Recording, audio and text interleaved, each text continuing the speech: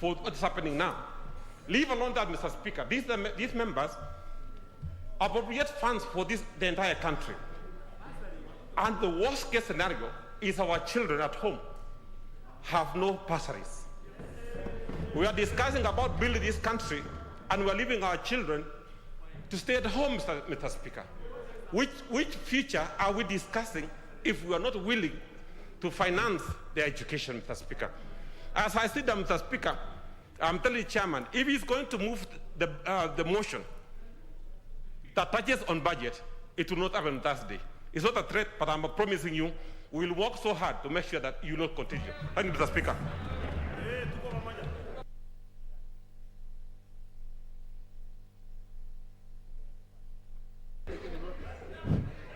Well, the member stood on a point of order. Well, of course, for those who are involved in this matter, you just take into consideration the fact that the financial year ends on 30th of June. And therefore, if what the Honorable Connolly Serem said is anywhere near the truth, then those who are responsible for a situation in which not everything has been disbursed to the CDF should take note. But also to give comfort to the Honorable Serem, the Honorable Kanini Kega has just given notice of the motion to be moved in Committee of Supply. And I'm sure, you know, it's also good to know some of these procedures. There will be, of course, the supply when the Speaker leaves the chair to allow for general debate to happen. Then there will be the highlights by the Cabinet Secretary for National Treasury, and thereafter you go into specifics of each ministry and departments and arms of governments, as well as constitutional commissions. Then there will be, the bill will be published, the appropriations bill. All those stages are going to appear to happen before 30th of June. And since you are an active member, Honorable Serem, you can move these members, whatever stage, to tell them to boycott or to do whatever it is to ensure that the Cabinet Secretary for National Treasury heeds your plea. But nevertheless, I believe they have heard you, and I'm sure they have heard the rest of the members. So we don't. I can see there are several requests, interventions I'm sure most likely to support what the Honorable Serem has said. I can see the Honorable, this Kangogo Bowen. No, please don't. I know you wanted to support, but I can see you are also quite agitated. But I believe those responsible, Leader of Majority has heard, the Chairman of Budget has also heard, and all others. And indeed, more importantly, since we are live, those people in Treasury called mandarins, they have heard that they are likely to face some headwinds when they come here. You know, it's good to prepare when you know that if you're flying a small plane, when you see heavy clouds, you don't fly towards those clouds. So I believe they have been given appropriate prior notice that they are likely to be heavy clouds, and if they are using choppers, they are likely to get lost in the clouds when they come here. I suppose that's the message Honorable Serem wanted to pass. And I can see several members are also in support, including the Honorable John Olagwaluoch, a ranking member of this House.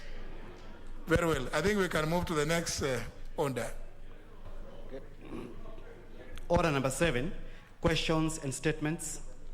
First segment, questions. The first question is by the member for, sorry, I can see some intervention. I hope it's not about a matter that I've already, the member for Kamukoji, you have placed an intervention. Where is it? No? Disappeared? There's another intervention. Oh, all of you? I think all of you are trying to get an opportunity, including the Honorable Amalo. The first question is by the member for Mwatate, Honorable Mwadime. 38 of 20. Honorable Mwadime. Question number 38 of 2021 to CS Transport, Housing, Urban Development and Public Works, subsection 1. Could the Cabinet Secretary consider having a policy in place which will ensure that the express passenger train which serves the Nairobi and Mombasa route on the standard gauge railway, SGR, makes regular stops at the Mtito Andei and Voi stations to enable the passengers, who normally include tourists, to disembark and visit surrounding tourist areas, hence supporting the economic activities around Mtito Andei, Voi and the surrounding region. Subsection 2, could the Cabinet Secretary indicate whether there are plans to refurbish the two stations, considering their importance to the rail transport network and improving the economy of the region? Thank you, Mr. Speaker. Question will be replied to before the Departmental Committee on Transport and Public Works and Housing. That question is by the member for Kisumu West, Honorable Olagwaluch.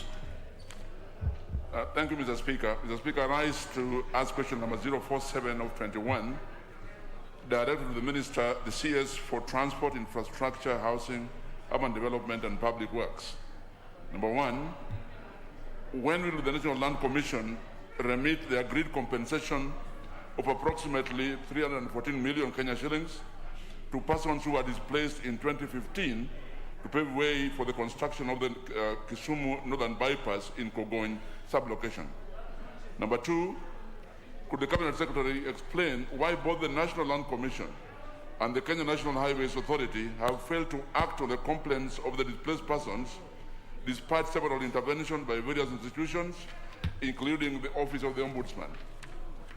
Number 3 and last, Mr. Speaker, considering the inflation rate and the fact that the prices of alternative parcels of land which the affected persons intended to purchase for its resettlement have since increased, could the Cabinet Secretary and the Commission consider enhancing the previous valuations to reflect the current value of the parcels?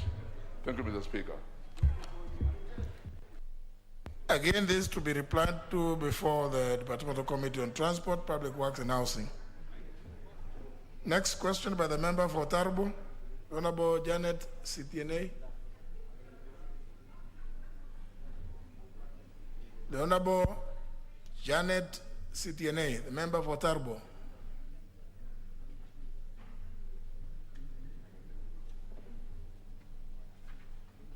Next question by the member for Jomfu, the Honorable Badi Twalib. Thank you, Mr. Speaker. I rise to ask question number 85 of 2021 to the Cabinet Secretary for Transport, Infrastructure, Housing, Urban Development and Public Works. Question number 1, Mr. Speaker, could the Cabinet Secretary explain why the construction of the Kwajomvu-Mariakani Lot 2 highway project that has commenced in 2018 is behind schedule and provide the revised expected completion date? Question number 2, Mr. Speaker, what measures has the ministry put in place to address health and environmental risks posed by the site to the road users and area's residents? Question number 3, Mr. Speaker, could the ministry consider providing other alternative roads and footpaths for the residents of Kibarani area, noting that the current alternative space is mostly used by motorists? Thank you, Mr. Speaker. To be replied to before the Departmental Committee on Transport, Public Works and Housing. Looks like all the questions here today are directed at the Honorable Kosing. Anyhow, it means that you have work to do. Last question by the member for Saboti, Honorable Caleb Amisi.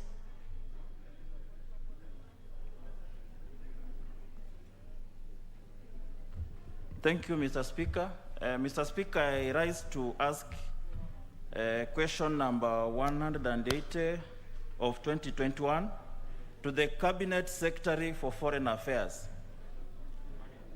Number one, could the Cabinet Secretary explain the measures taken by the Ministry to facilitate the family of the late Dolly Kazira Chahanzi of National Identification Number 20972215, who died on 6 April 2021 while working as a domestic worker in the Kingdom of Saudi Arabia under unclear circumstances, to enable the family bring back her body to the country for burial.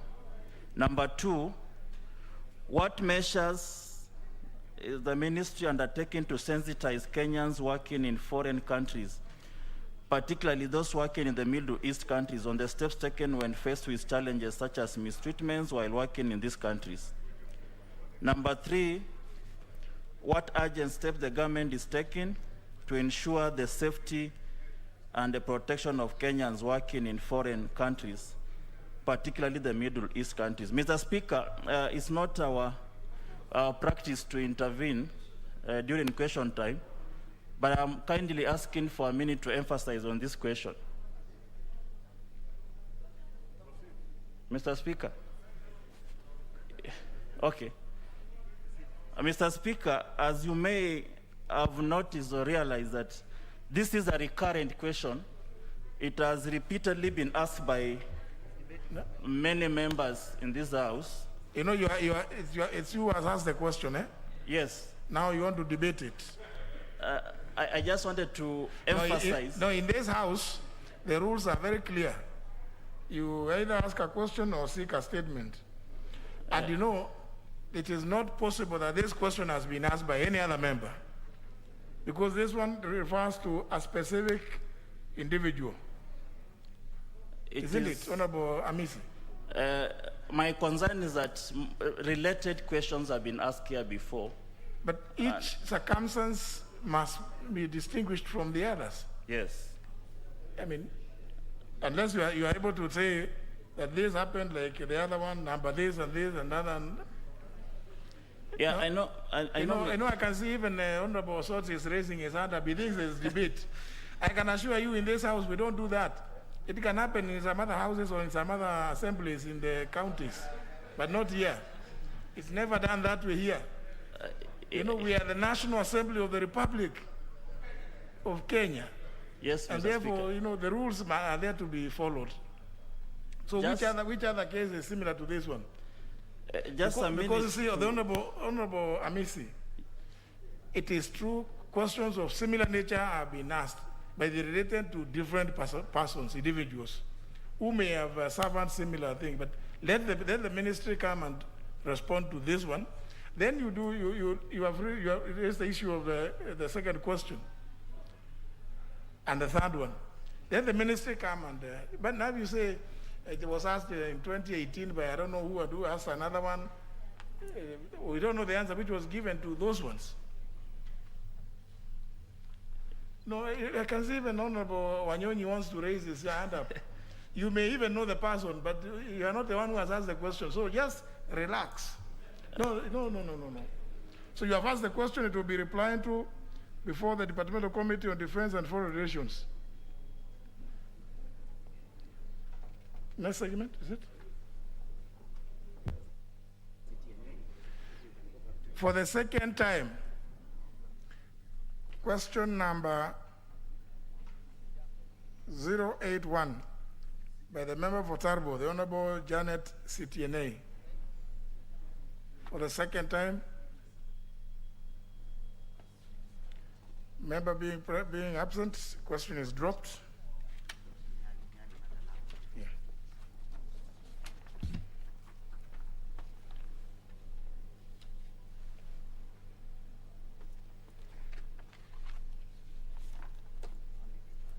Yeah.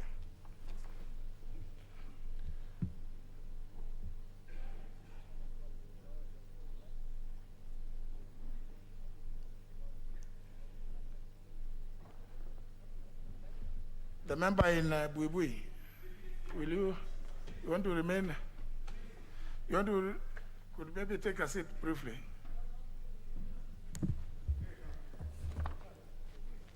Is that a hijab? Very well. Is the Honorable Sophia? Very well. Honor members, you will recall that on Tuesday, 11th of May 2021, during the afternoon sitting, the member for Kitui Central, the Honorable Dr. Makali Mulu, rose on a point of order pursuant to Standing Order 108, inviting me to name inter alia the member for Gatundu South, the member for Kiharu, and the member for Nyali for grossly disorderly conduct by using unparliamentary language and bringing the dignity of the House to disrepute. I directed that the three members attend the afternoon sitting of Thursday, 13th May 2021, to accord them an opportunity to be heard. You'll also further recall that whereas the member for Gatundu South and the member for Kiharu attended the sitting and were accordingly heard, I informed the House that the member for Nyali had written to me indicating his inability to attend the said sitting, but willingness to be heard at a later date. However, the House proceeded on recess before the matter could be concluded. Parliament being a house of records, the matter is still alive. Now, therefore, I direct the Sergeant at Arms to immediately notify the Speaker as soon as the member for Nyali is spotted in the chamber, so that he may be accorded an opportunity to explain himself regarding the matters raised on the 11th of May 2021, for which he was duly informed by the clerk, and the answer for the particular day availed to him.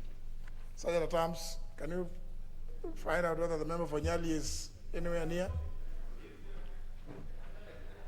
Very well. The member for Nyali, I think I've seen him. Very well. I've seen the Honorable Muhammad Ali.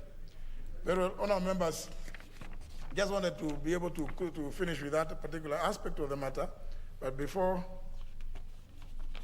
we do so,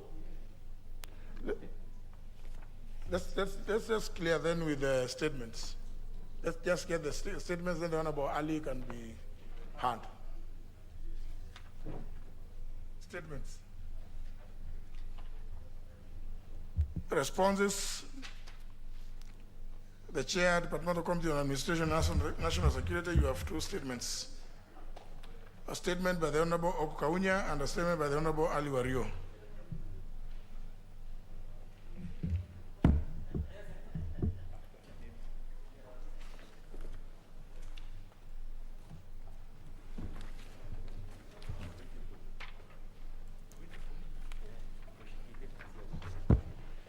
Thank you, Honorable Speaker.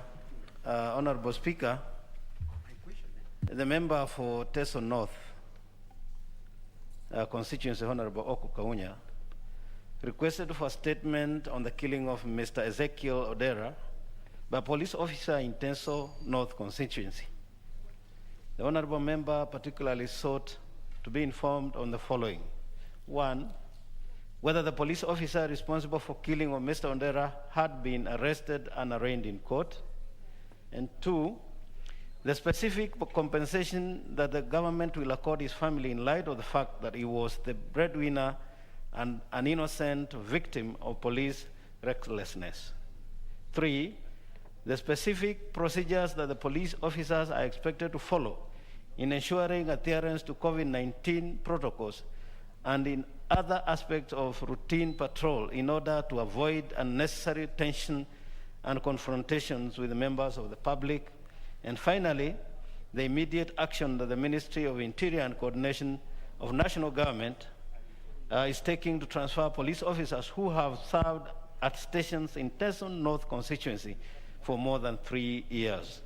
Honorable Speaker, the reply is as follows. On 27th November 2020, a team of officers from Malaba Police Station, while carrying out a crackdown on illicit brew within Malaba Township roadblock area, were attacked by rowdy members of the public who started pelting them with stones in an attempt to rescue suspects who had been arrested by the police. One of the officers fired in the air using his official Seska pistol, serial number G8047, to disperse the rowdy crowd. However, Later, it was discovered that a stray bullet hit Mr. Ezekiel Odera, aged 20 years, who later succumbed to injuries at Cocholio Sub-County Hospital while undergoing treatment. Honorable Speaker, one officer, number 77490, Corporal Henry Mwaura, was arrested immediately after the incident and was reported and later arraigned before Busia Law Court.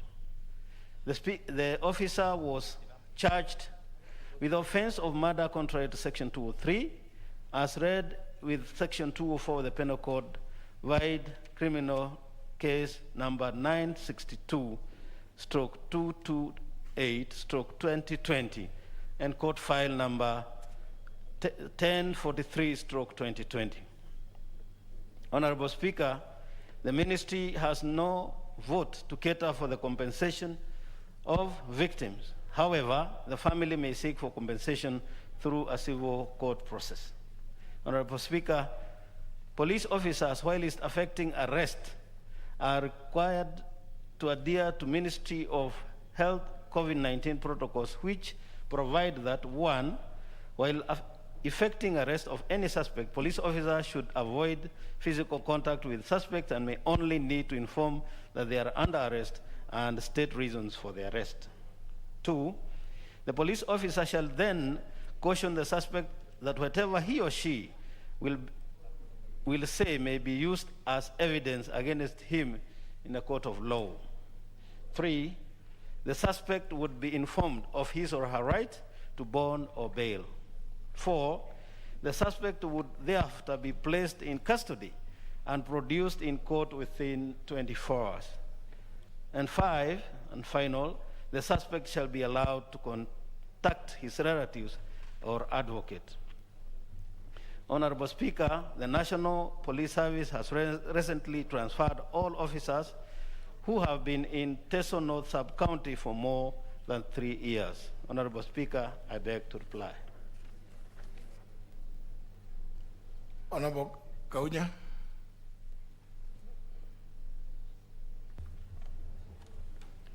Thank you very much, Mr. Speaker, sir. Mr. Speaker, I want to appreciate the response, particularly given by the Chair of Administration and National Security regarding the action taken to arrest the officer and charge him in court for the murder. But, Mr. Speaker, I'm not satisfied with one or two aspects, Mr. Speaker. One, on the question of firing, the report is actually not very factual. It says that one of the officers fired in the air using his official Zeska. Now, the report doesn't seem to be factual, Mr. Speaker, sir, because it assumes the Odera, the one who was killed, was in the air. And this officer was on the ground. This does not happen practically, Mr. Speaker, sir. And it is not factual. And secondly, the report is not clear. It appears from the initial report, Mr. Speaker, if you recall, when I read this statement, the initial report given by the chair indicated that the IPOA report indicated actually the shot was made on a target, not in the air. This particular indication of the report does not show it was a target, because otherwise, if it was not targeted and there's a crowd who are surrounding the officers pelting stones, then you would have had 2 or even 3 people shot. Mr. Speaker, that bit would have been clarified. And then finally, Mr. Speaker, there's the question of compensation. Mr. Speaker, sir, when elephants and the lions destroy property and they kill, people are compensated.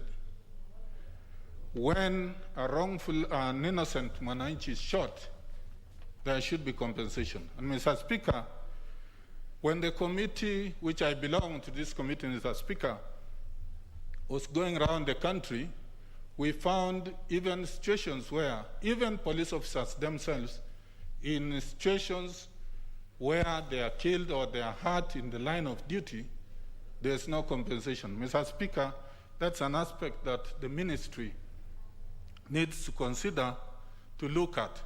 But my question on the compensation, Mr. Speaker, is on this sentence, that however, the ministry has no vote to cater for the compensation of the victim.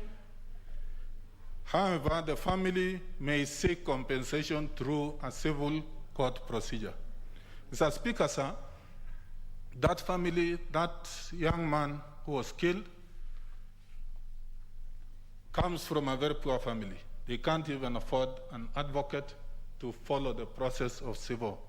So my emphasis is that the government should find a way of compensating. Thank you, Mr. Speaker, sir. Well, I'm happy that you raised that particular aspect about compensation, and because you are a very active member of that committee, I would have expected that one of the recommendations to the Budget and Appropriations Committee was to establish a vote for compensating people who may be killed by a policeman while on duty. I don't know whether you have done that, but if you have, then you have also done very well.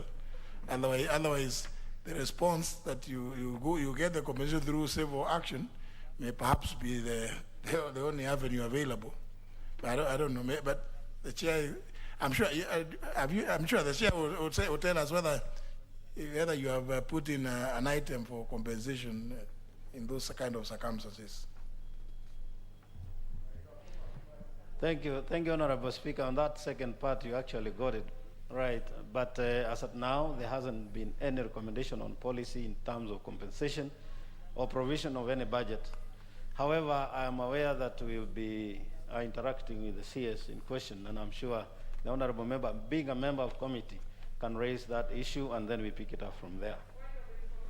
Secondly, Honorable Speaker, he alluded to a report which was done by IPOA, which I'm not privy to. So I would really want to, first and foremost, see what IPOA had to say about it before I comment on anything regarding their report. I thank you. So, but honourable members, you don't want to just engage in endless talk. The issue about compensation because of injuries or death arising from animals and wildlife is catered for in an act of parliament which this House passed in 2015. The issue about these kind of situations is a matter that I know many of you, like the lawyers, have litigated on over the years. The ministry would only seek budgetary support from Treasury to go and make good compensations or awards that have been given by courts of law. Not otherwise, not giving the Ministry of Interior money to go and keep in their votes there. Whenever a policeman goes amok and shoots somebody, then we give it. Because in any event, how is the ministry going to do the assessment? It's a matter that I'm sure the competencies for doing that do not lie in that ministry. I think it's a matter that really would be best handled through courts of law where comparable situations will be availed, and you leave it to a judge or judges to make a determination as to quantum. The fact that the Honorable Millie Odhiambo is not putting an intervention button suggests that she also just walked into this place without.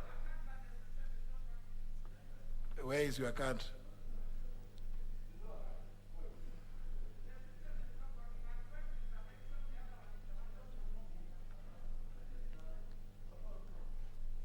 Clerk, I think that's a matter that should be checked, because we agree that the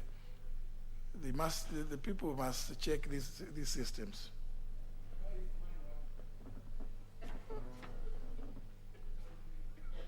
Now I can see the Honorable Wanyonyi also wants to say something, intervention. I'll appreciate the Speaker. The victim is a distant relation. And I just want to make one comment, Mr. Speaker, that the policemen actually are being transferred, having created and having had innocent Kenyans. In this particular case, is similar to a case in my area where a policeman was shooting. So what is out of order?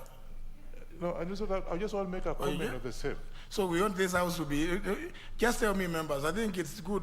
You can amend the standing order so that you don't have to deal with anything. You just talk because it's fashionable to talk, and then we'll never get, surely. If you know the way to deal with that is to raise either a statement, and please, I have advised several that appear before the committee when the cabinet secretary or whomever it is coming to respond. So that we don't now here we are talking to ourselves. It's just to speak because it is fashionable, and maybe because we want the villagers to hear that we say expressed concern, but it's not enough to express concern. It is this is a house that resolves issues of concern to the people. And the way to resolve them is by getting to address that matter to the people concerned, the ministries. So that's the only way you are going to resolve. So that we can transact business. Honorable Wanyonyi. Now you know you are already giving, you are saying there is another example in your place. Now, another one will say there is also another example in some village. Honorable Ogutu, I know you are on top of the, you are before Honorable Millie. So he is the one next.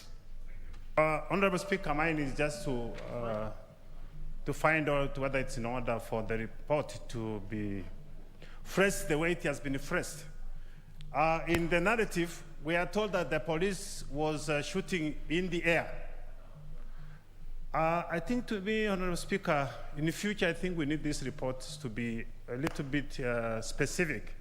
Because you can shoot in the air. How does the bullet then land, come down and come to land on somebody, killing the person? Thank you.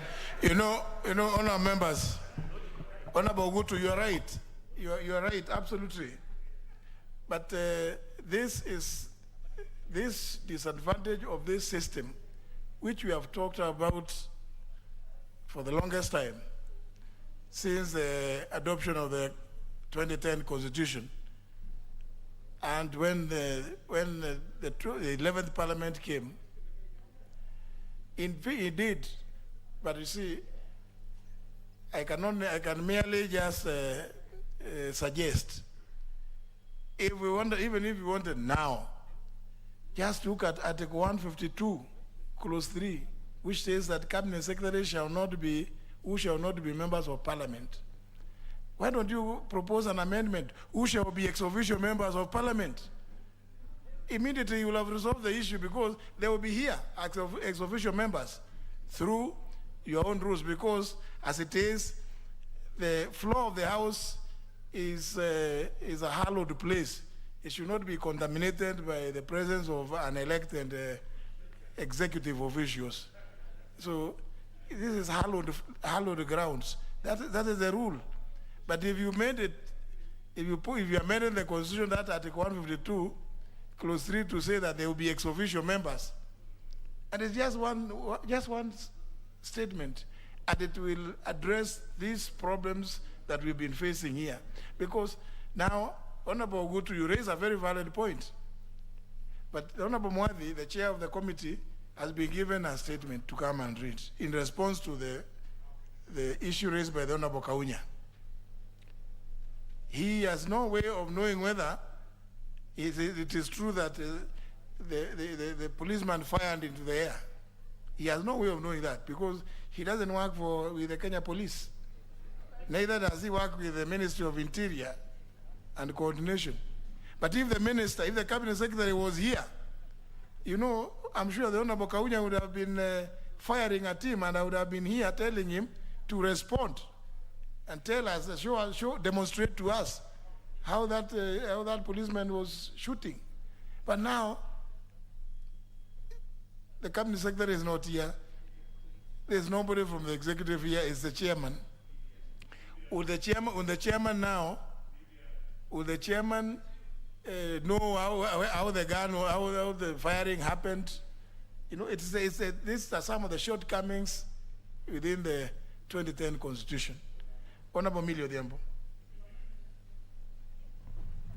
Thank you, Mr. Speaker. Mr. Speaker, I just wanted to inform Honorable Kaunya and the chair of the committee that in 2014, I moved and this House passed the Victim Protection Act.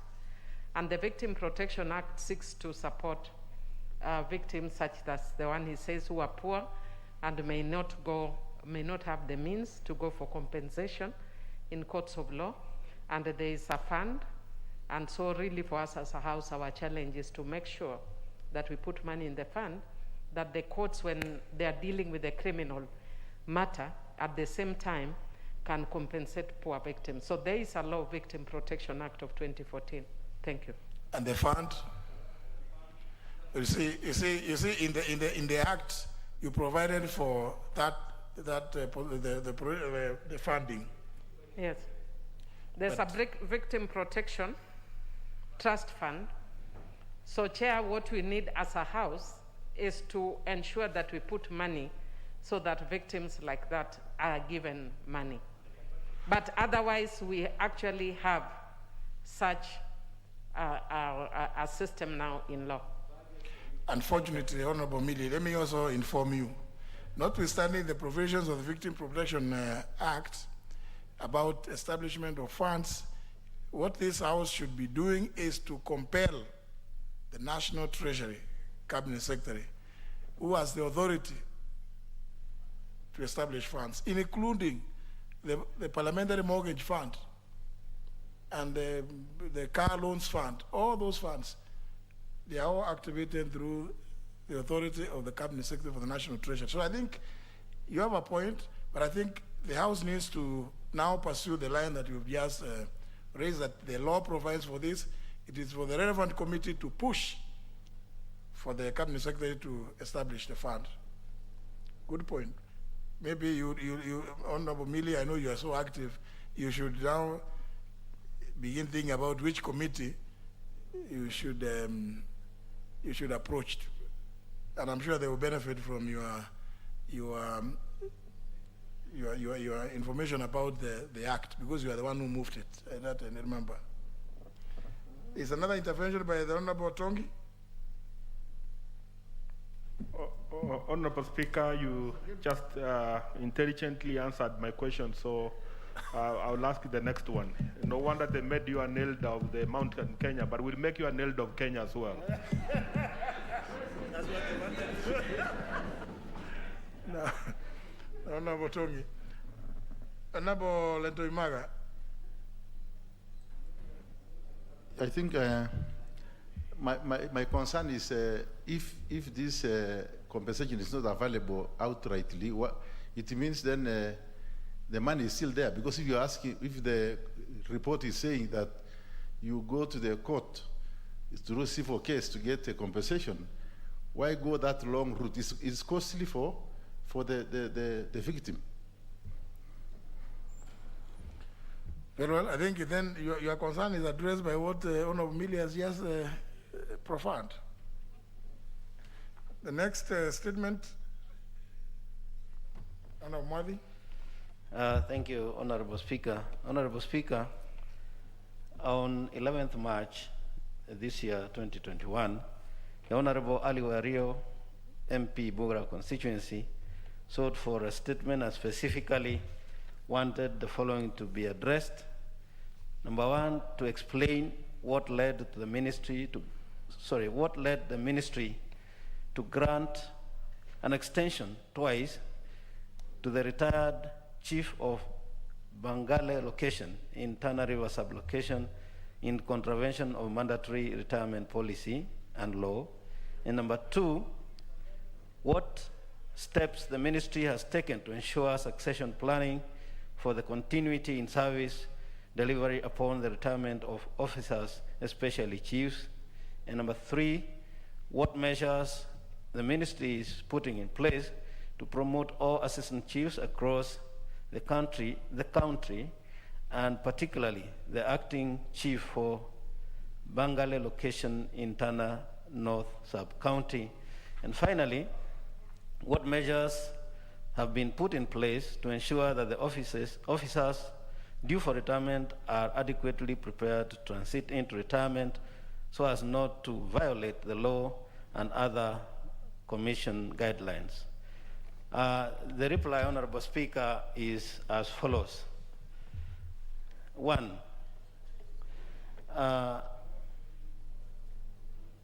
Mr. Boru, who is the chief of Bangale location, Bangale, sorry, it is as it is, Honorable Speaker. Mr. Abdi Guyo, who is the chief of Bangale location in Tana North Sub-County, retired from the service with effect from 1st July 2019. He was appointed on local agreement terms by the Public Service Commission on recommendation of the ministry with effect from 1st July 2019 for a period of 1 year. The appointment was further renewed for a period of 1 year with effect from 1st July 2020 to 30th June 2021 before the Public Service Commission circular regarding prohibition of extension was issued. Recommendation for appointment of Mr. Boru was due to his dedication and experience in handling the challenges of radicalization and terrorism. Mr. Boru has been collaborating well with other government security agencies in countering insecurity challenges in Bangale Division. He has played great advocacy role for communal peace in the larger Tana North Sub-County. As to second reply, that is Roman 2, the steps taken to ensure succession planning, and the response was as follows, is as follows.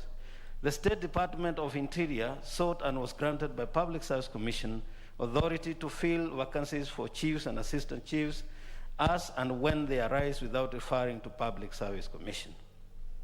In the marginalized areas, there are challenges in filling vacancies for chiefs and assistant chiefs because of, at times, we fail to get persons with the right academic qualification.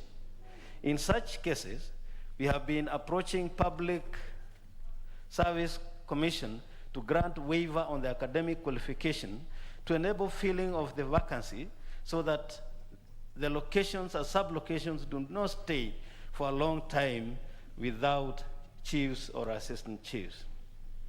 Roman 3, on the measures taken to promote all assistant chiefs, the answer is as follows. The State Department is in consultation with the Public Service Commission regarding promotion of administrative officers, and the Public Service Commission has indicated that their promotion will be addressed under the succession management program currently being undertaken by the Commission. On Roman 4, on measures put in place to prepare officers to proceed on retirement, the response is as follows. Pre-retirement training are organized for officers aged 55 years and above. Also during induction for newly recruited officers,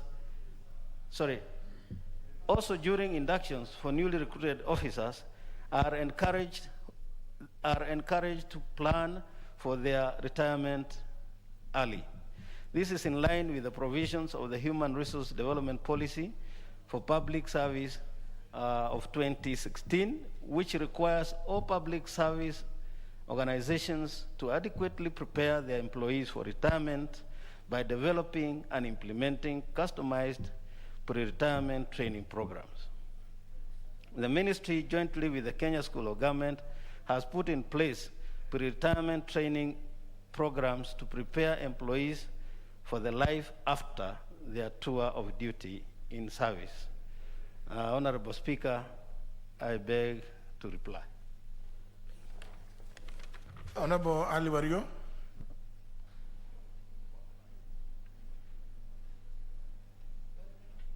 You don't have a card? I have a card, Mr. Speaker. Sorry. I thank you, Mr. Speaker, for that opportunity. Mr. Speaker, I also thank Mheshimiwa Mwadi for attempting to respond to the statement I have seeked, Mr. Speaker. Mr. Speaker, if I will jog Mheshimiwa Mwadi's memory, the issue I raised is a very clear issue in law, Mr. Speaker. Section 80, 1, A and B of Public Service Commission Act, Mr. Speaker. If you will allow me, Mr. Speaker, I will read. Act provides, Mr. Speaker, that on attaining the mandatory retirement age, the Commission or other appointing authority shall not extend the service of such retirement age, Mr. Speaker. This is provided for by the Act of Public Service Commission. If you listen keenly to my colleague Mheshimiwa Mwadi, Mr. Speaker, he says they have used local agreement terms, Mr. Speaker. At what time do we switch off and contravene the law of this country, Mr. Speaker? Mr. Speaker, we are members of Parliament. This House and us as members, we have role to oversight the executive. This is contravention of law, Mr. Speaker. Mr. Speaker, at what point will the Commission be allowed to put away the law and use local agreement terms? Two, Mr. Speaker, for how long will this illegality continue, Mr. Speaker? Because we have children, we have graduates, we have people who already applied for that position.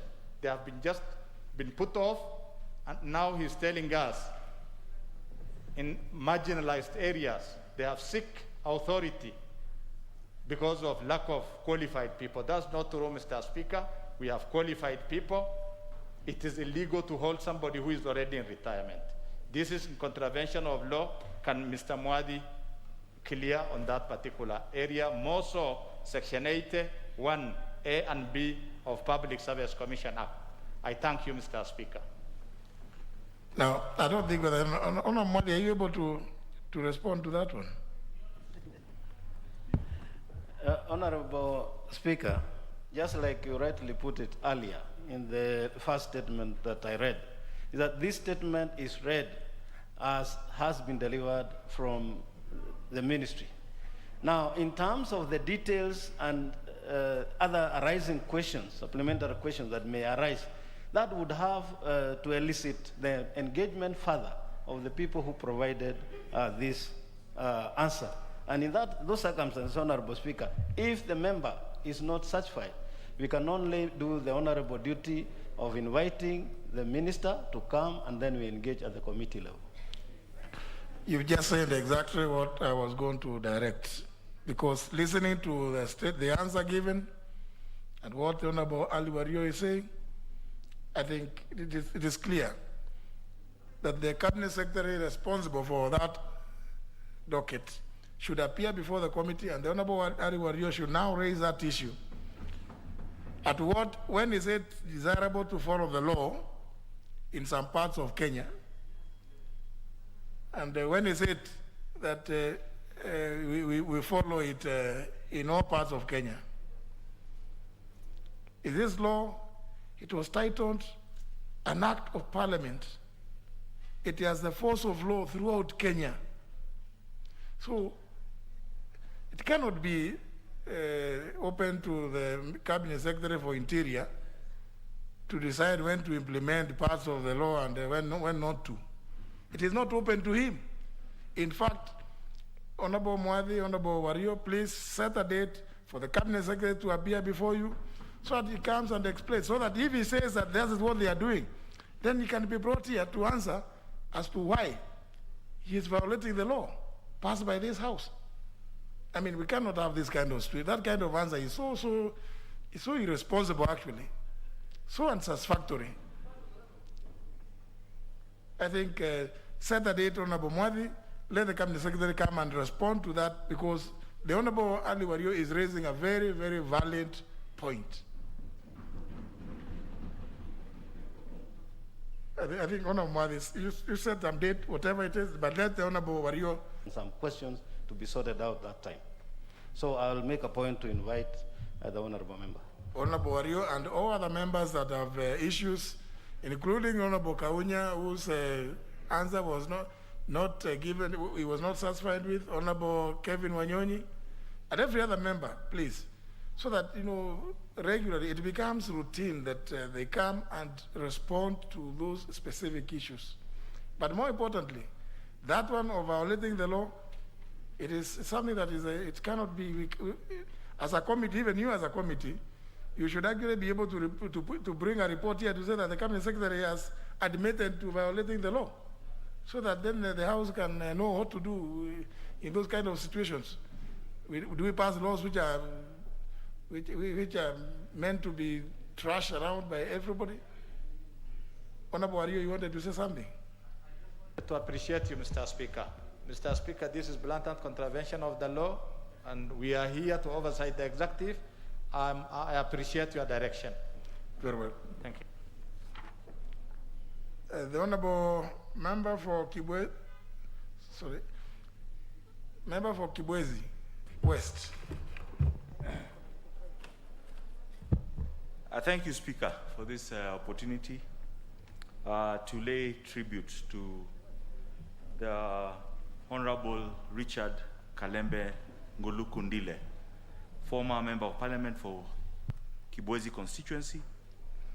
On behalf of the people of Kibwezi West constituency, indeed my family and my own behalf, I wish to convey condolences to the family of the late Honorable Richard Kalembe Ndile, the people of Kibwezi, the entire nation, and all his relatives, friends, and political colleagues during this difficult time of mourning of our departed leader, who was popularly known as Mtoto wa Squatter. And in his own words, his agitation began in the womb of his mother, as he was born in April 1964, 4 months after our nation attained independence, and was faced with the challenges of poverty, ignorance, and disease. The Honorable Kalembe Ndile stood indeed for the ideals of the national, in our national anthem, the fear of God, a defender of justice, an advocate of unity and peace, and a pusher for the unity of purpose, and also always ready to serve. Was brave and stood for constitutional ideals, advocated for a stronger Kenya, and for the prosperity of generations to come. The Honorable Kalembe Ndile was indeed a humanitarian with a heart of humanity, neutrality, impartiality, and independence of thought and execution of his duties. We mourn the great Kalembe Ndile as he stood in many forums, utilizing his wit and humor to transcend ethnic, cultural, political, and historical aspects of our great nation, Kenya. He stood for the Chapter 4 of our Constitution, that is economic and social rights, right of education, right to housing, right to adequate standards of living, a right to health and victims' rights, and right to science and culture. And indeed, our great nation will best remember him, Honorable Kalembe Ndile, for his lifelong mission is by way of determining the living wage as opposed to the minimum wage, and to be able to increase the level of savings, which will in turn increase the levels of investments in our nation, Kenya, thereby making it indeed a land where plenty may be found. May the Almighty God rest his soul in eternal peace as we prepare to inter him on Friday and have a mass for him at the Holy Family Cathedral on Thursday, 10 a.m., where we invite all honorable members to attend. May God once again rest the soul of Honorable Richard Kalembe Ndile in eternal peace. Thank you, Mr. Speaker. Member for Makueni. Thank you, Mr. Speaker. Mr. Speaker, the Honorable Kalembe Ndile was in this House on the 9th Parliament, and I'm sure quite a number of members who are still here may have interacted with him in the political scene, which he remained throughout, made several attempts to come back to Parliament, and although it didn't happen, through his political party and working with other parties like Jubilee, he was able to have a lot of people from different parts of the country elected to county assemblies, and at one time in the last Parliament elected to this House. Mr. Speaker, while we were planning for the funeral of the Honorable Kalembe Ndile on Friday, I really want to thank the Minister of Foreign Affairs, P.S. Macharia. One of Honorable Kalembe's children was stuck in Arabia, and he really made a personal effort to make this child come home. And I want to say that that's a permanent secretary who is really working for this country, and many other issues like that can be resolved for the country. It has happened to many families, and really want members who can or who are associated with Honorable Kalembe Ndile to condole with the family during this very, very difficult time. I thank you, Mr. Speaker. Honorable Angwe.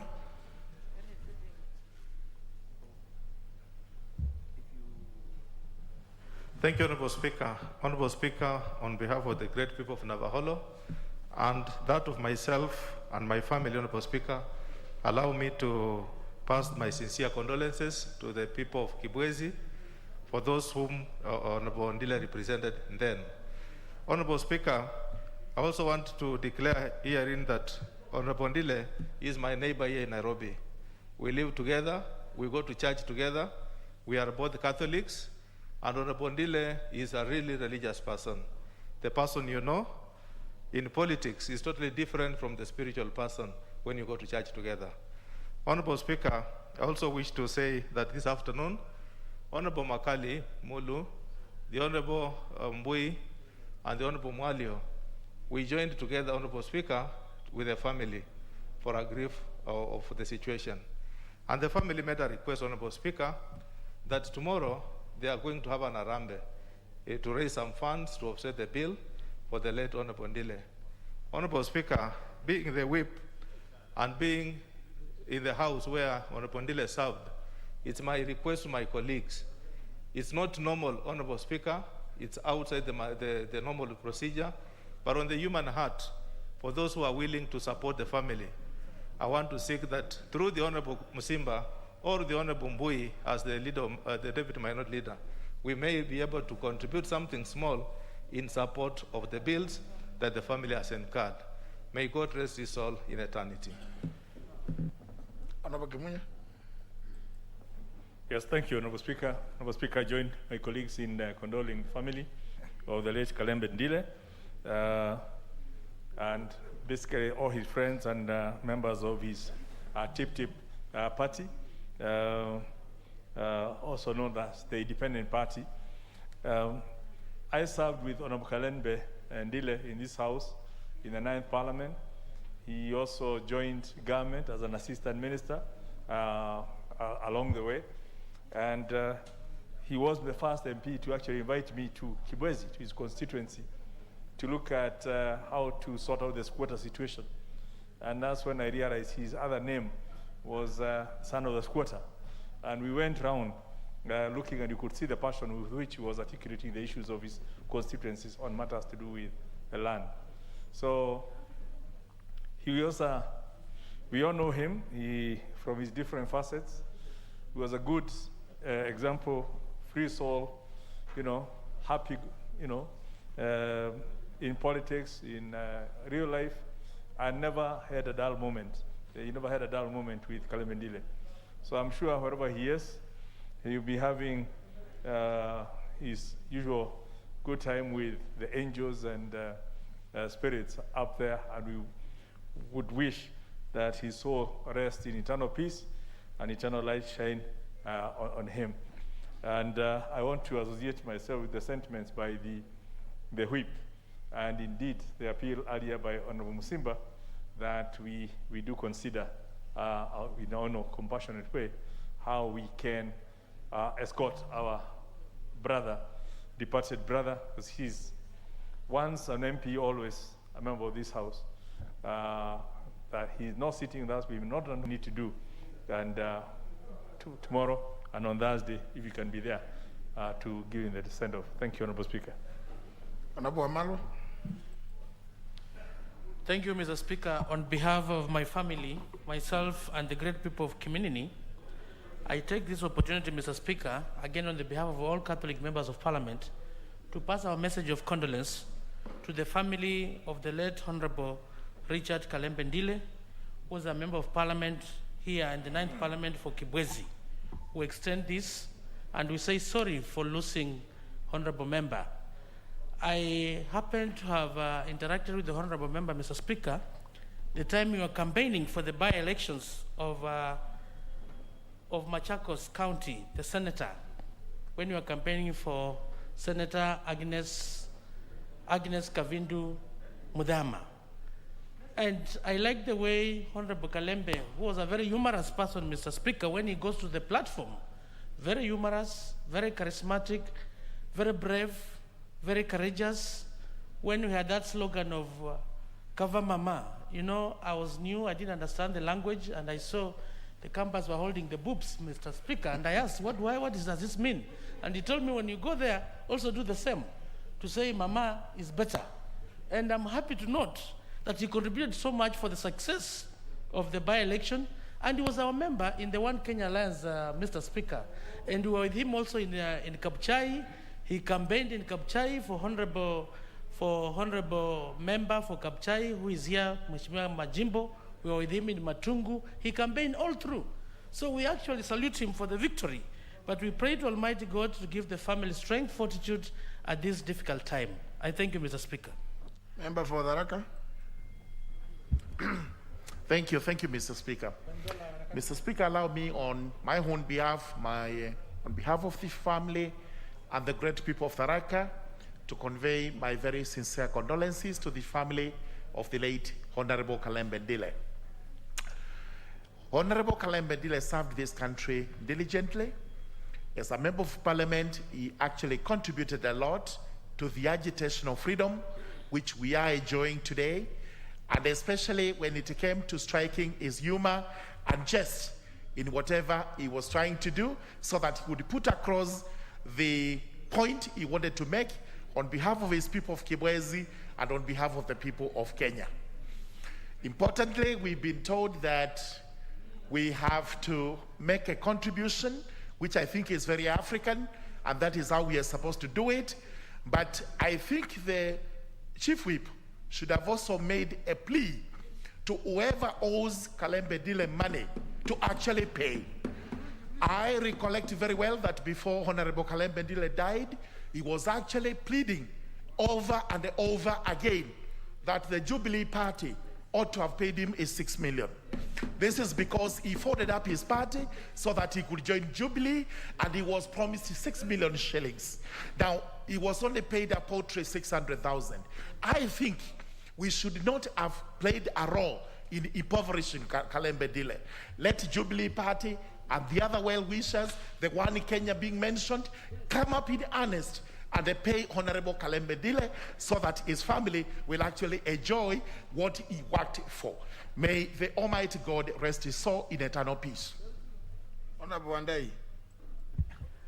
Mr. Speaker, on my own behalf, on behalf of the people of Ugunja, may I also join my colleagues in condoling with the family, relatives, and friends of our departed colleague, the Honorable Kalembe Ndile. Mr. Speaker, I didn't have time or occasion to interact closely with the late Kalembe Ndile, but of course, being a public figure, Honorable Kalembe Ndile came out as a charismatic leader. Indeed, a resilient personality that was able to fight his way to this august house, despite indications of being a person of humble beginning, Mr. Speaker. And indeed, even after he left this house, he was able to form a political party, the Independent Party. It's not an easy thing, Mr. Speaker, to form a political party in this country or anywhere else in this world, Mr. Speaker. And we must actually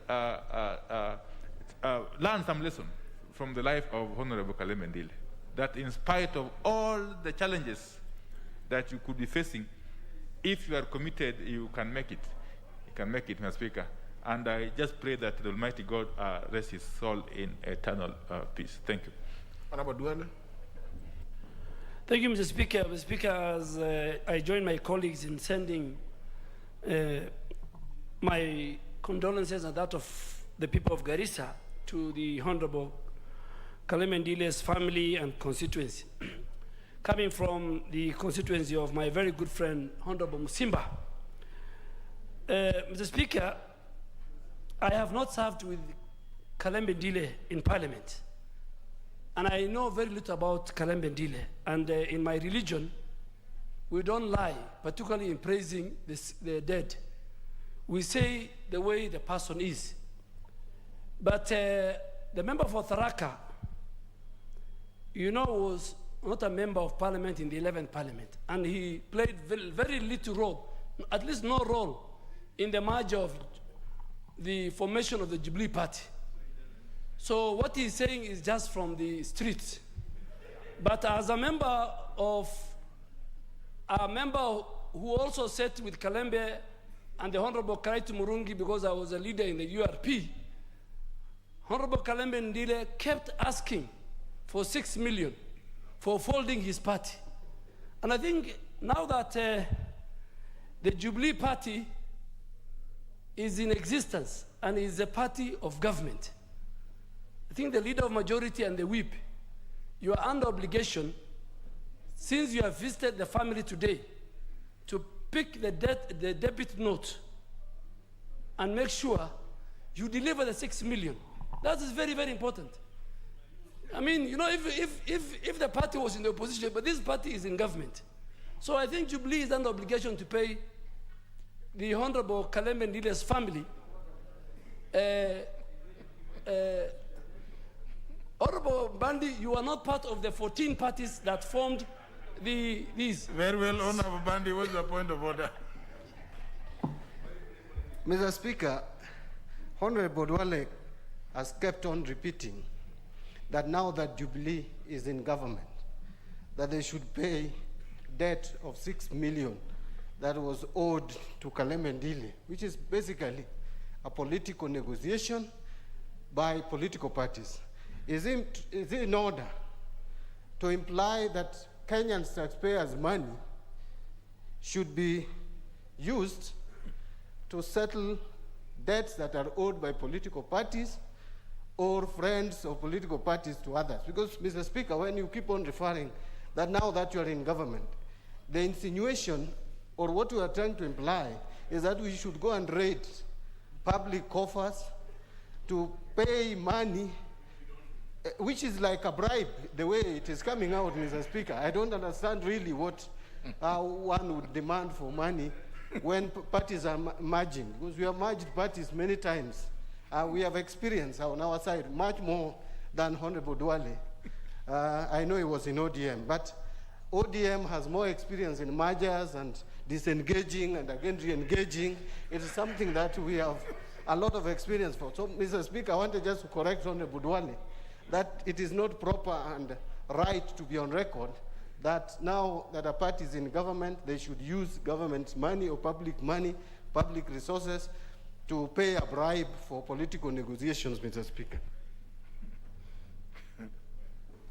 Mr. Speaker, you know, Honorable Bandi cannot be an authority on how Jubilee runs its affairs.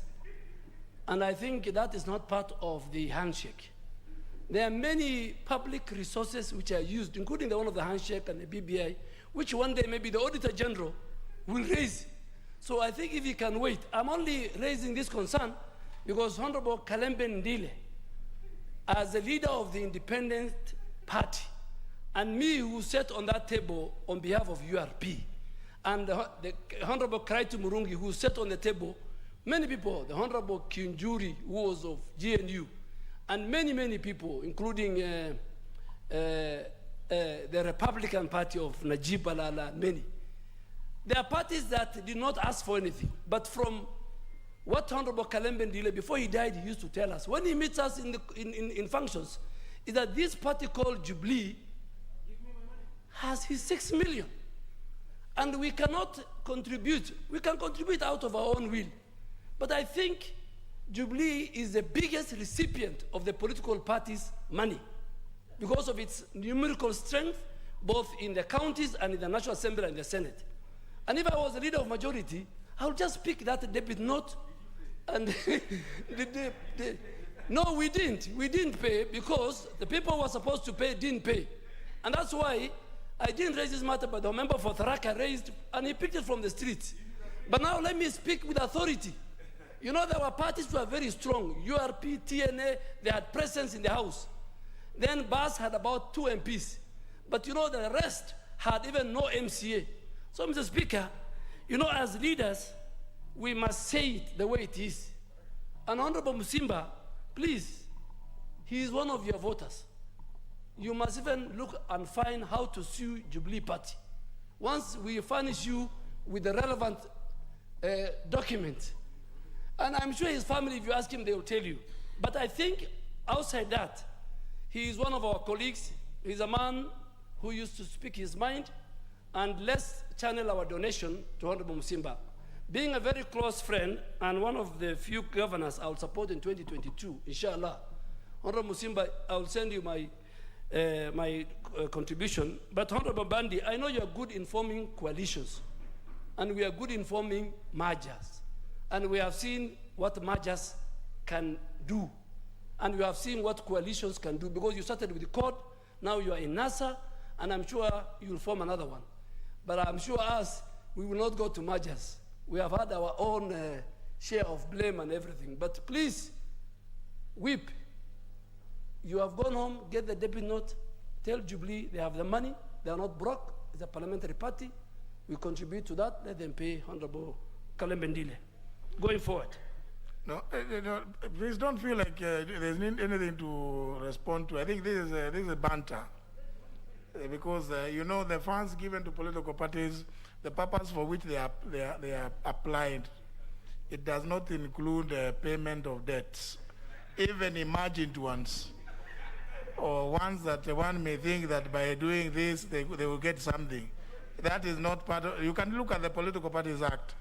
It doesn't include anything like that. Honorable Makali Mulu. Yeah, thank you very much, Honorable Speaker. Honorable Speaker, allow me, on behalf of the good people of Kitui Central, on my own behalf and on behalf of my family, join my colleagues also conveying my sincere condolences to the family of the late Kalembe Ndile. Honorable Speaker, as the Honorable Wango said, we have been neighbors with Kalembe for almost over 16 years. And Kalembe was a very unique person. As a politician, he was very humorous. Actually, anywhere you go, you went with Kalembe, Honorable Speaker, the public would demand that Kalembe addresses them. And really, as a region and also as a country, we've lost a very great leader. And my prayer is that the Almighty God will be able to continue protecting the family as well as comforting them. Mr. Speaker, I must confirm, because I've been out with Kalembe, many political rallies, I want to confirm what Honorable Ndwale and others have said, that as he goes to the grave, Honorable Kalembe would come out very clearly that when he joined Jubilee with this party's tip-tip, he was never paid anything. And actually, he would even say, mention names of those who he thinks took the money away from his party. But Mr. Speaker, you know, naturally, African culture, when you're about to die, or when you're just as you age, my father is quite old, and I remember any time I talked to him, he would tell me, my son, even as I'm about to die, because he's quite almost approaching 100, he would tell me, if I die, you know that I don't owe anybody a single cent. So I'm sure Honorable Kalembe must have told the family that he owes Jubilee some 6 million. No, Jubilee owes Kalembe some 6 million. He's part of the debtors. so Honorable Speaker, just my plea is, because I'm sure Jubilee has the leadership, that, and the money, that they do the humble thing, Honorable Speaker, and pay the family. We have a huge hospital bill, as Honorable Musimba said. We are all going to contribute towards that bill as leaders, and because he was once in this house. But in addition to that, he has children who are left behind and the wife. I think it will really serve a good purpose if that debt was sorted out, Honorable Speaker. So, Honorable Speaker, with those many remarks, I just want to say pole sana to all Kenyans, and more so the Kibwezi West people who elected Kalembe only for one term. And also an example, Honorable Speaker, we can learn a lot from Honorable Kalembe Ndila. He was only in this house for one term. But anytime you met him, it's like he was here for over 20 years. Because Kalembe, after leaving the house, was not able, he didn't stop being a politician. And I think that's something we can learn, that even during the time we're in this house, we serve Kenyans to an extent that they will keep on remembering us when we're in this house. With those many remarks, may his soul rest in eternal peace. Amen. Thank you, Speaker. Honorable Sankok. Thank you very much, Honorable Speaker. And on my own behalf, on behalf of my family, on behalf of the 6.5 million people I represent in this National Assembly with disabilities, I want to pass my sincere condolences to the family of the late Kalembe Ndile, to the people of Kibwezi and the people of Kenya for losing such a great leader. A leader who had a lot to say, especially in a way that you will understand better, in a common man language, in a way that you will laugh but understand properly what he meant and what he wanted. Honorable Speaker, I did interact with him when he visited me in Narok, Honorable Speaker, and we kept on laughing throughout. But there is a lot that I learned from him, especially that there is a possibility for a son of squatter in this country to become a member of parliament. There is a possibility for a son of a peasant to become a president in this republic. So, Honorable Speaker, I really learned a lot from him.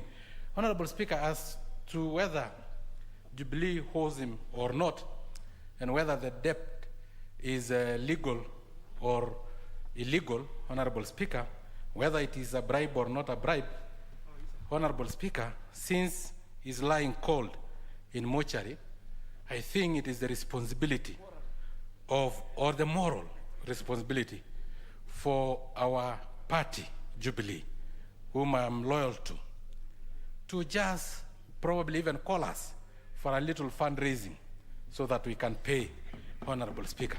Honorable Speaker, I really concur with the majority whip, Honorable Wangwe, that it is African, it is moral for us to escort our colleague by doing a little fundraising and sending something small, because that is African. And I want to plead with all of us that even our party leader, even our deputy party leader should come in so that we can assist. And even those who are known to be against fundraising, carrying of money in sacks, should this time round, just for humanity, to come in and give, because we know those who are very good in receiving and not giving.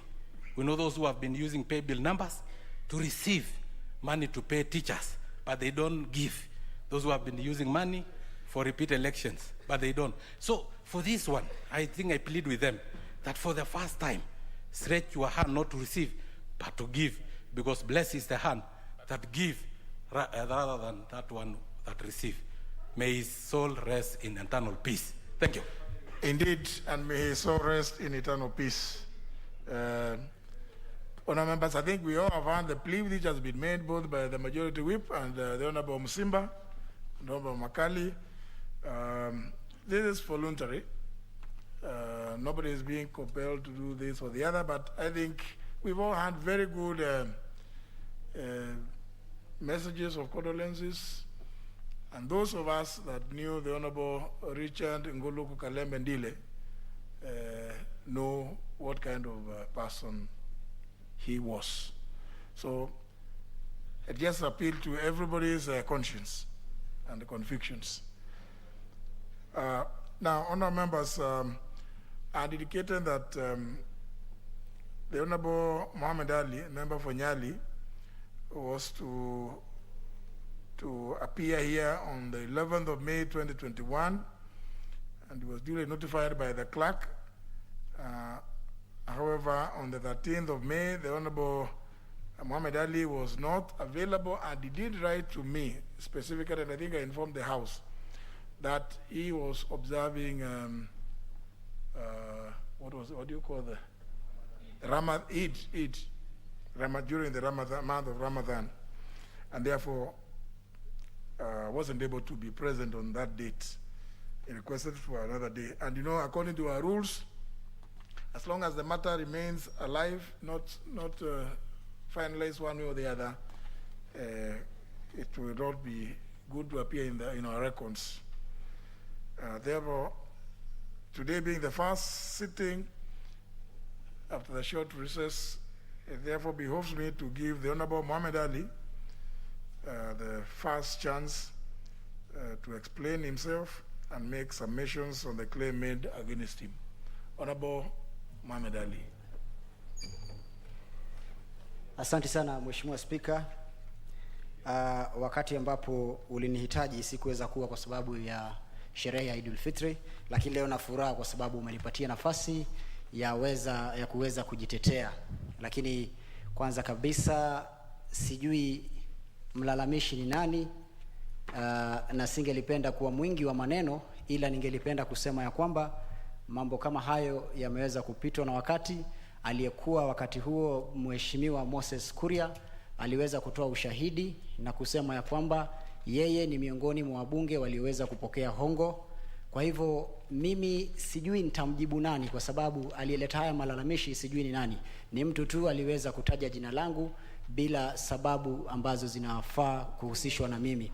Lakini Mheshimiwa Spika, fauka ya hayo, kama Mheshimiwa Moses Kuria ameweza kusimama katika jumba hili na kutoa hongo ya shilingi 1,100 aliyoiweza kuiweka wazi katika jumba hili na kusema yeye alikuwa miongoni mwa wale ambao waliweza kupokea, nadhani ni ushahidi tosha, na singelipenda tupoteze wakati mwingi kwa mambo ambayo tayari yamewekwa wazi na mbunge mwenzetu.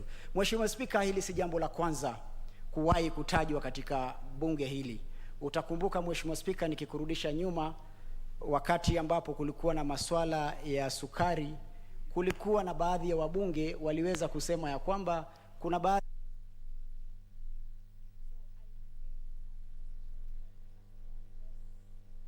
ya masuala fulani katika bunge hili. Kwa hivyo Mheshimiwa Spika, kwa mtu kusimama ama kwa mheshimiwa mwenzangu kusimama na kusema Mohammed Ali bila ushahidi tosha, ni kana kwamba kupelekwa katika mahakama na hakuna ushahidi. Kwanza sijui ni nani ambaye ameweza kusema mimi Mohammed Ali niliweza kuzungumza katika hili bunge na kusema mambo hayo. Ningelipenda pia kujua, ndio posa nilipokuandikia barua niliweza kutoa ombi la kusema itakuwa vyema nikijua ni nani ili niweze kujibu kulingana na masuala ambayo ameuliza. Lakini fauka ya hayo Mheshimiwa, muda umeyoyoma, nadhani ni wakati muhimu wa kuenda mbele, tugange yajayo na tuweze kuendelea kuunda nchi hii na kusaidia wananchi wa taifa hili kwa kuweka sheria. Kwa hivyo Mheshimiwa Spika, siwezi kusema nitaomba msamaha kwa jambo ambalo mimi sijui, kwa sababu watu huomba msamaha kwa mambo ambao wanajua. Lakini kwa kumalizia tu ni kusema ushahidi uliotolewa na mwenzangu Moses Kuria wa shilingi 100,000 ni ushahidi tosha katika bunge hili. Kwa hivyo Mheshimiwa Spika, mimi naomba. What are you confirming now? Mheshimiwa Spika, what are you confirming? Are you confirming that you also saying the same? No, Mheshimiwa Spika, jambo ambalo mimi ninasema kibinafsi kivyangu ni kwamba because you are not even here, yeah, when Moses Kuria spoke about those things. Are you suggesting that you are confirming that? Mheshimiwa Spika, samahani, tuko katika masuala ya mtandao na watu wanaweza kuangalia mahala popote walipo vile mambo yanavyoendelea katika please, don't lakini Mheshimiwa Spika, mimi kivyangu ninasema hivi ya kwamba aliyeweza kutoa malalamishi hayo sijui ni nani. Kwa hivyo sijui nitamjibu kivipi, kwa kwa sababu mimi kivyangu nitasema Mheshimiwa Spika, ni mambo ambayo yamepitwa na wakati, ni tuendelee mbele kwa sababu mimi sijui nani amenishtaki na amenishtaki katika misingi ipi. Now, Honorable Ali, a member shouted that the member for Nyali also made a similar statement that members were being bribed. Did you ever say anything like that? Mheshimiwa, katika rekodi ya hii bunge sidhani kama nimetaja jambo kama hilo hapa. You didn't say it. Not in this parliament. No, anyway, don't worry. I didn't say it. Don't worry where else you say, but here you didn't say it. Yes, Mr. Speaker. Very well, and that then, honourable members, because the Honourable Muhammad Ali has said he never uttered the said once.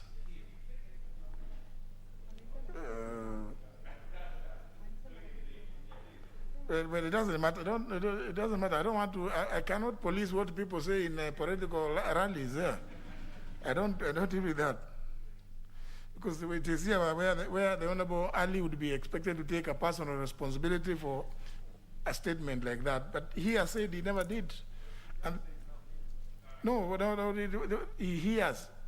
Those are things. It is, we are not dealing with what he has said now. It is what he was alleged to have said on that day, which the Honourable Ali has denied, and therefore I cannot invoke the provision standing under 108 to cause him to be named, as indeed invited to do, except to once again take the opportunity to implore upon all members to endeavor to act in a manner that reflects the dignity and esteemed position of the House and in society.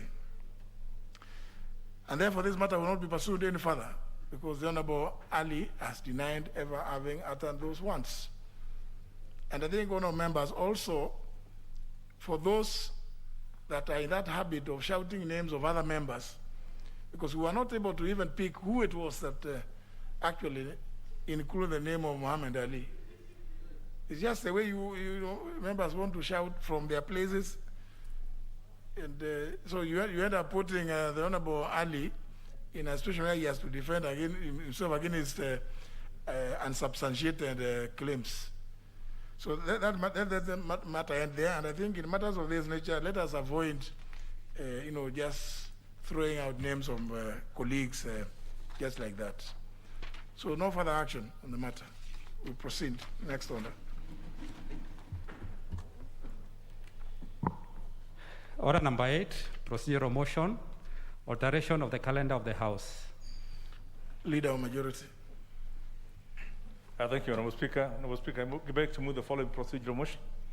That pursuant to the provisions of Standing Order number 28.4, cognizant of the continued limitations of in-person meetings arising from the COVID-19 pandemic, this House further alters its calendar for the 5th session 2021 regular sessions and resolves that during the second part of the session, specifically for June the 8th to July the 8th, 2021, in the current week of the 8th to 10th of June 2021, the sittings of the House of Tuesday, 8th of June 2021, Wednesday, 9th of June 2021, and Thursday, the 10th of June 2021, shall remain as specified at a standing order number 31 and 32.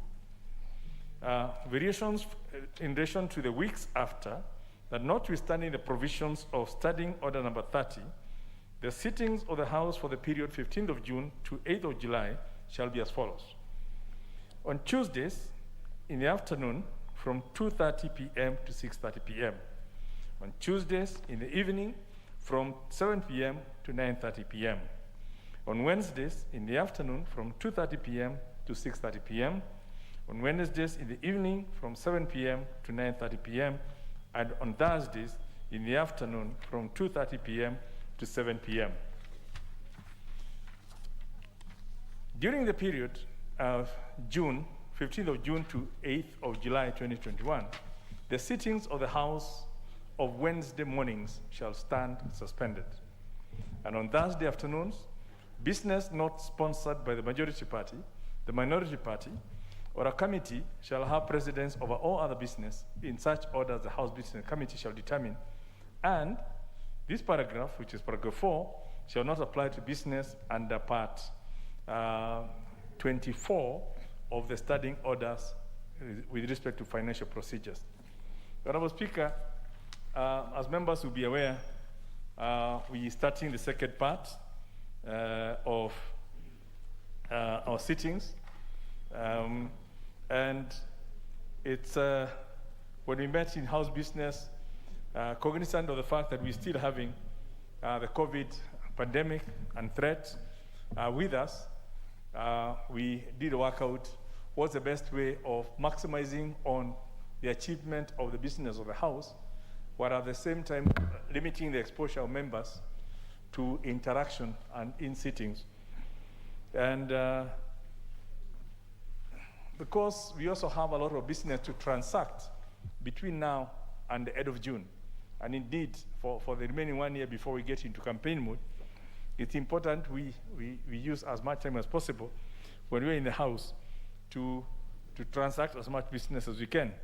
So the effect of what we are proposing now is we will have 2 days, Tuesdays and Wednesdays, where we will have sittings, 2 sittings in the afternoon, that is 1 in the afternoon and 1 in the evening.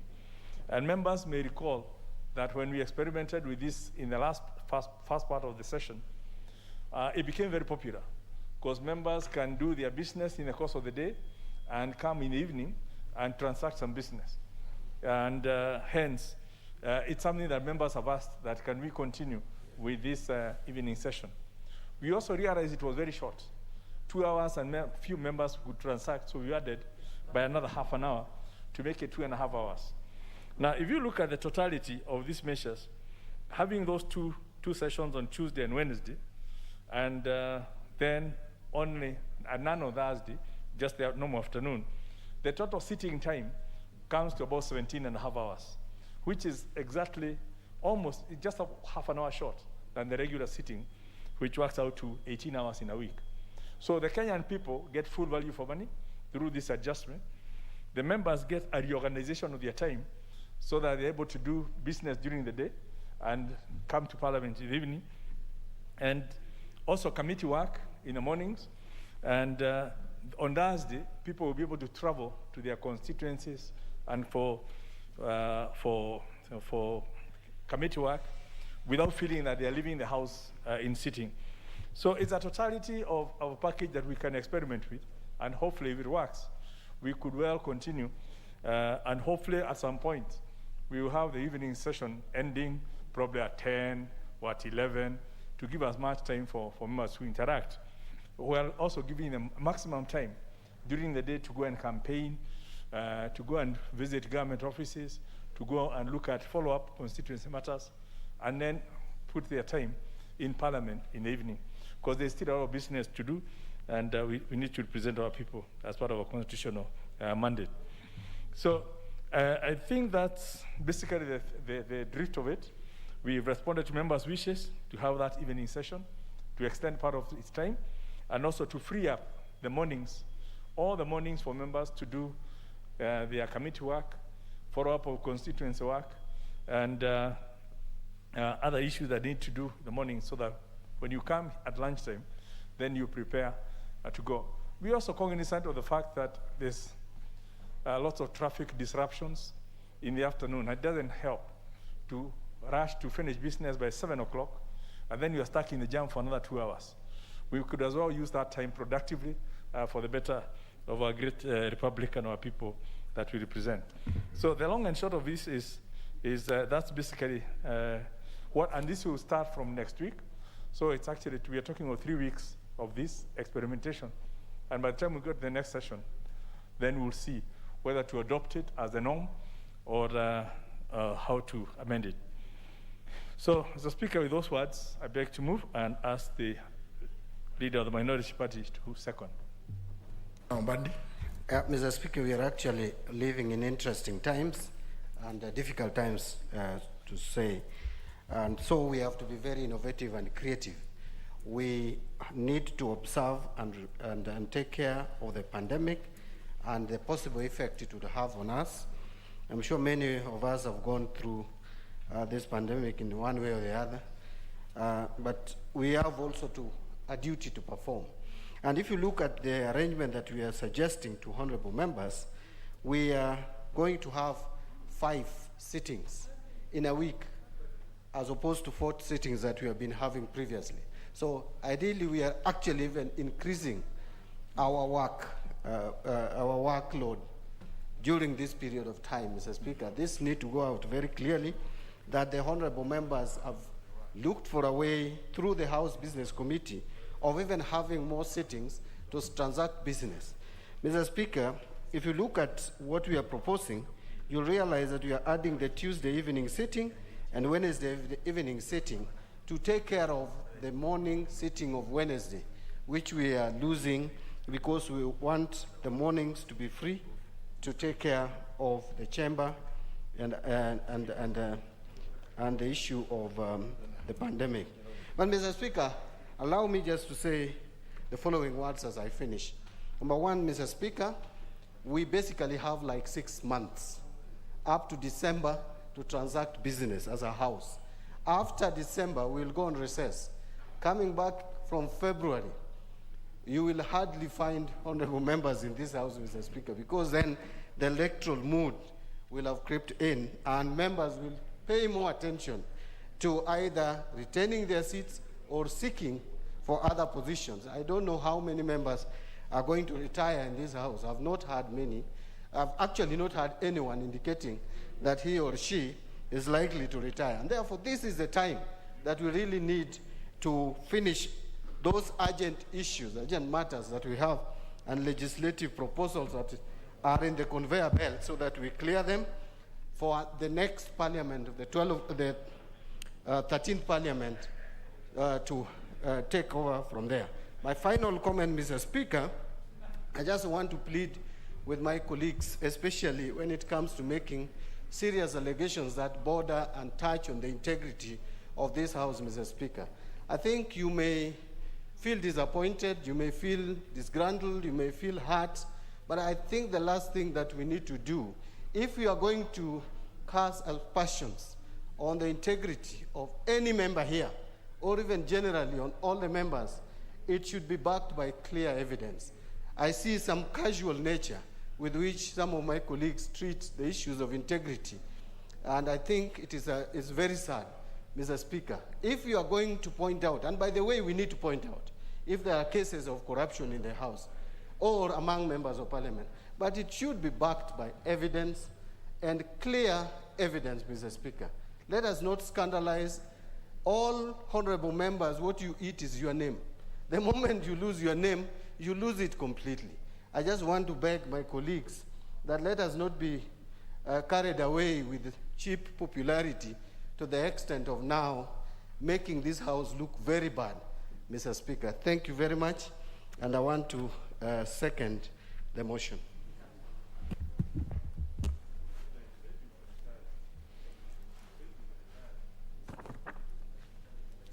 Honourable members, I propose the question, which is that pursuant to the provisions of Standing Order number 28, subsection 4, cognizant of the continued limitations of in-person meetings arising from the COVID-19 pandemic, this House further alters its calendar for the 5th session, 2021, regular sessions, and resolves that during the second part of the session, that's the period between June 8th to July 8th, 2021, 1, the current week beginning 8th of June to 10th of June, 2021, the sittings of the House of Tuesday, 8th of June, 2021, Wednesday, 9th June, 2021, and Thursday, 9th June, 2021, shall remain as specified under Standing Order number 30, subsections 1 and 2.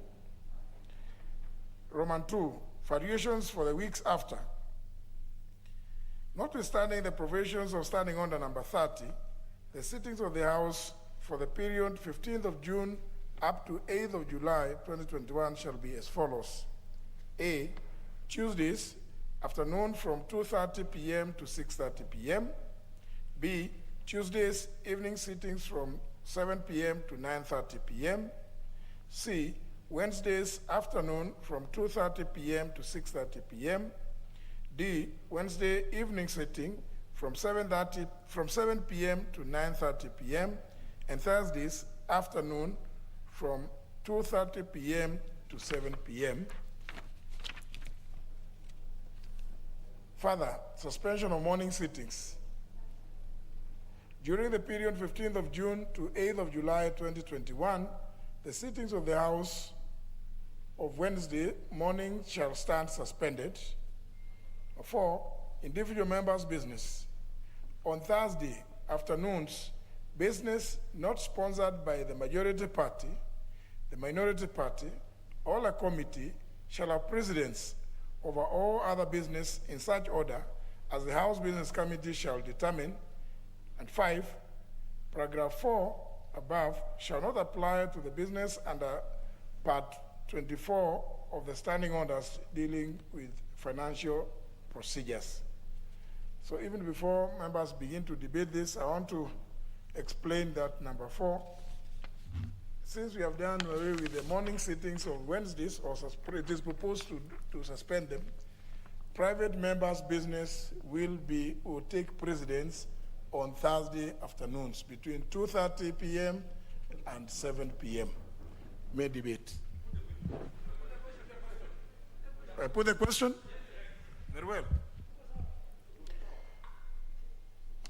I put the question, which is that pursuant to the provision of standing order number 28, subsection 4, cognizant of the continued limitations of in-person meetings arising from the COVID-19 pandemic, this House further alters its calendar for the 5th session 2021, the regular sessions, and resolves that during the second part of the session, June 8th to July 8th, 2021, current week, 8th of July to 10th of 8th of June to 10th of June 2021, the sittings of the House of Tuesday 8th June 2021, Wednesday 9th June 2021, and Thursday 10th June 2021 shall remain as specified under Standing Order 30 subsections 1 and 2.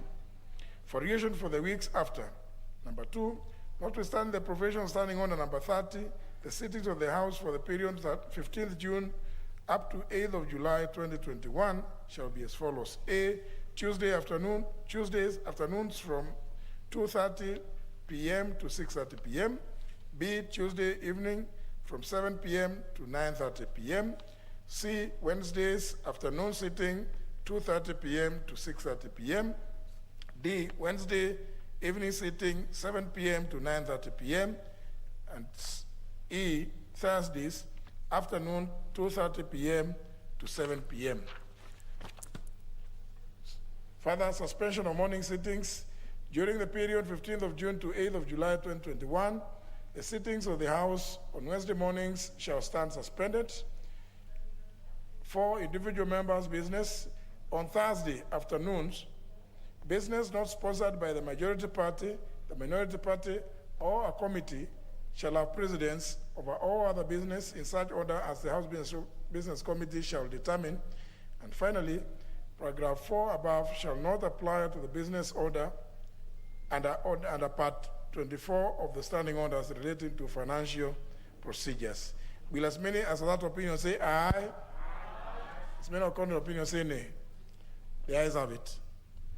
And honourable members, I think it's important to inform our colleagues who are in the lobby that this week the sittings will go up to 7 p.m.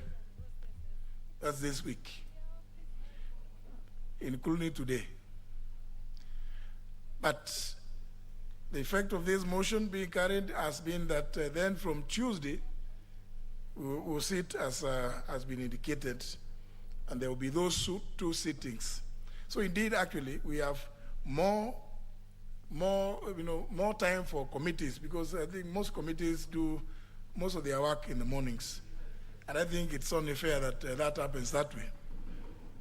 And also members also are able to visit various government offices, to do constituency work in those places in the mornings. But then that Thursday afternoon, the House Business Committee will be prioritizing private members' businesses. There are very many private members' bills, and they will now be the ones to be dealt with on Thursday afternoons, 2:30 to 7 p.m.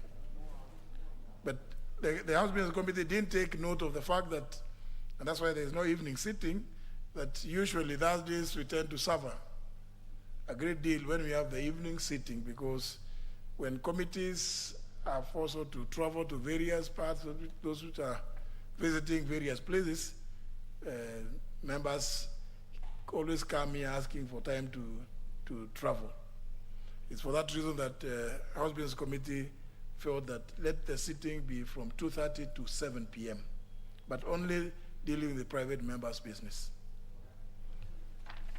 So I hope those who are in the lodge will take note.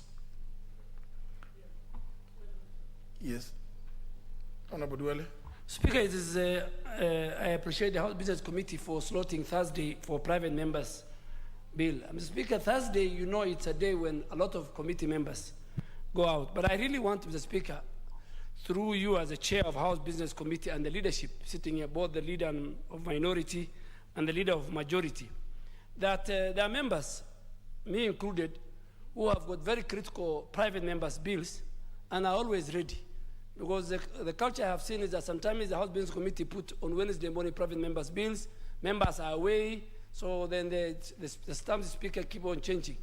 So I'll be very happy, those of us who are not in committees, if the House Business Committee slots bills and ask, are you available? Because some people's bills are put on the order paper, they are out of the country, they're in the constituencies. When some of us are here now, that's good in the afternoon, particularly my bill on the cybercrime amendment bill, I'll be very happy if the House Business Committee prioritize it so that I am ready to move it anytime, Speaker. Same, of course, to observe that I hope we also note, we have said that second sitting will be, that aspect will start from Tuesday next week. It means that Wednesday, tomorrow, is a morning sitting at 10 a.m. So just remind those who may have gone to the lobby room, but I believe it is not open for those ones who partake of some other some other substances that can inhibit their ability to contribute. So we move to the next order. The Honorable John Badi is going to inform them that there will be a sitting tomorrow morning at 10. Is it? No.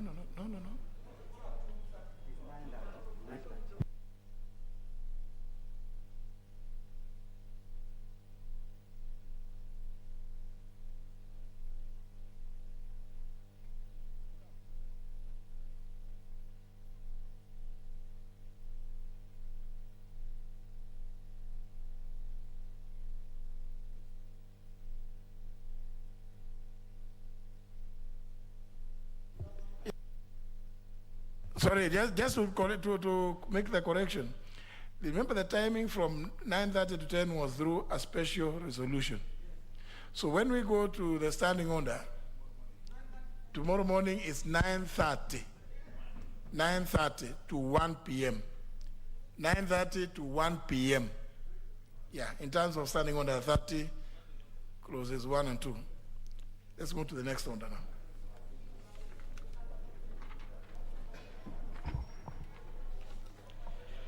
Order number 9, the Kenya Industrial Research and Development Institute Bill, National Assembly Bill number 44 of 2020. First reading. An act of parliament to establish the Kenya Industrial Research and Development Institute and for connected purposes. Order number 10, the Irrigation Amendment Bill, National Assembly Bill number 12 of 2021. First reading. An act of parliament to amend the Irrigation Act. Order number 11, the National Electronic Single Window System Bill, National Assembly Bill number 15 of 2021, first reading. A bill for an act of parliament to provide for the establishment and operation of the National Electronic Single Window System in order to facilitate trade, the establishment of the Kenya Trade Network Agency to provide for electronic transactions and for connected purposes.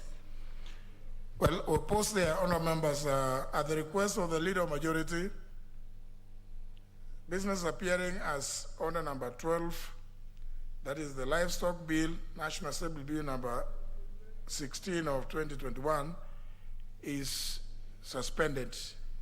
It's suspended. I think there's further need for further consideration. I've seen a lot of comments about it, especially about beekeeping. I think that's one of the issues that has raised a lot of concern. But anyway, those two originators go and sort themselves out. It's suspended. It's reading for the first time. It's suspended. Next.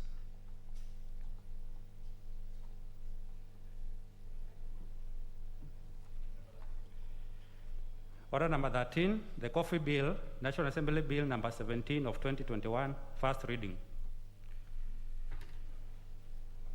A bill for an act of parliament to provide for the development, regulation, and promotion of the coffee industry, to provide for establishment, powers, and functions of the Coffee Board of Kenya, and for connected purposes. Order number 14, the Tax Appeals Tribunal Amendment Bill, National Assembly Bill number 19 of 2021, first reading. A bill for an act of parliament to amend the Tax Appeals Tribunal Act 2013 and for connected purposes.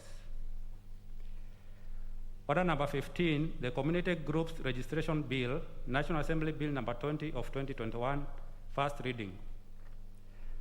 A bill for an act of parliament to provide for a regulatory framework for the registration and regulation of community groups and for connected purposes.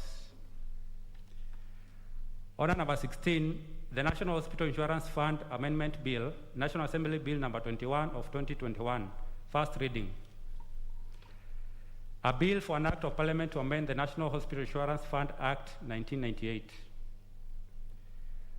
Order number 17, the County Allocation of Revenue Bill, Senate Bill number 30 of 2021, first reading. A bill for an act of parliament to provide for the equitable allocation of revenue laid nationally among the county governments for the 2021-2022 financial year, the responsibilities of national and county governments pursuant to such allocation, and for connected purposes. Order number 18, motion. Report of the Auditor General on the financial statements of the national government for the financial year 2017-2018.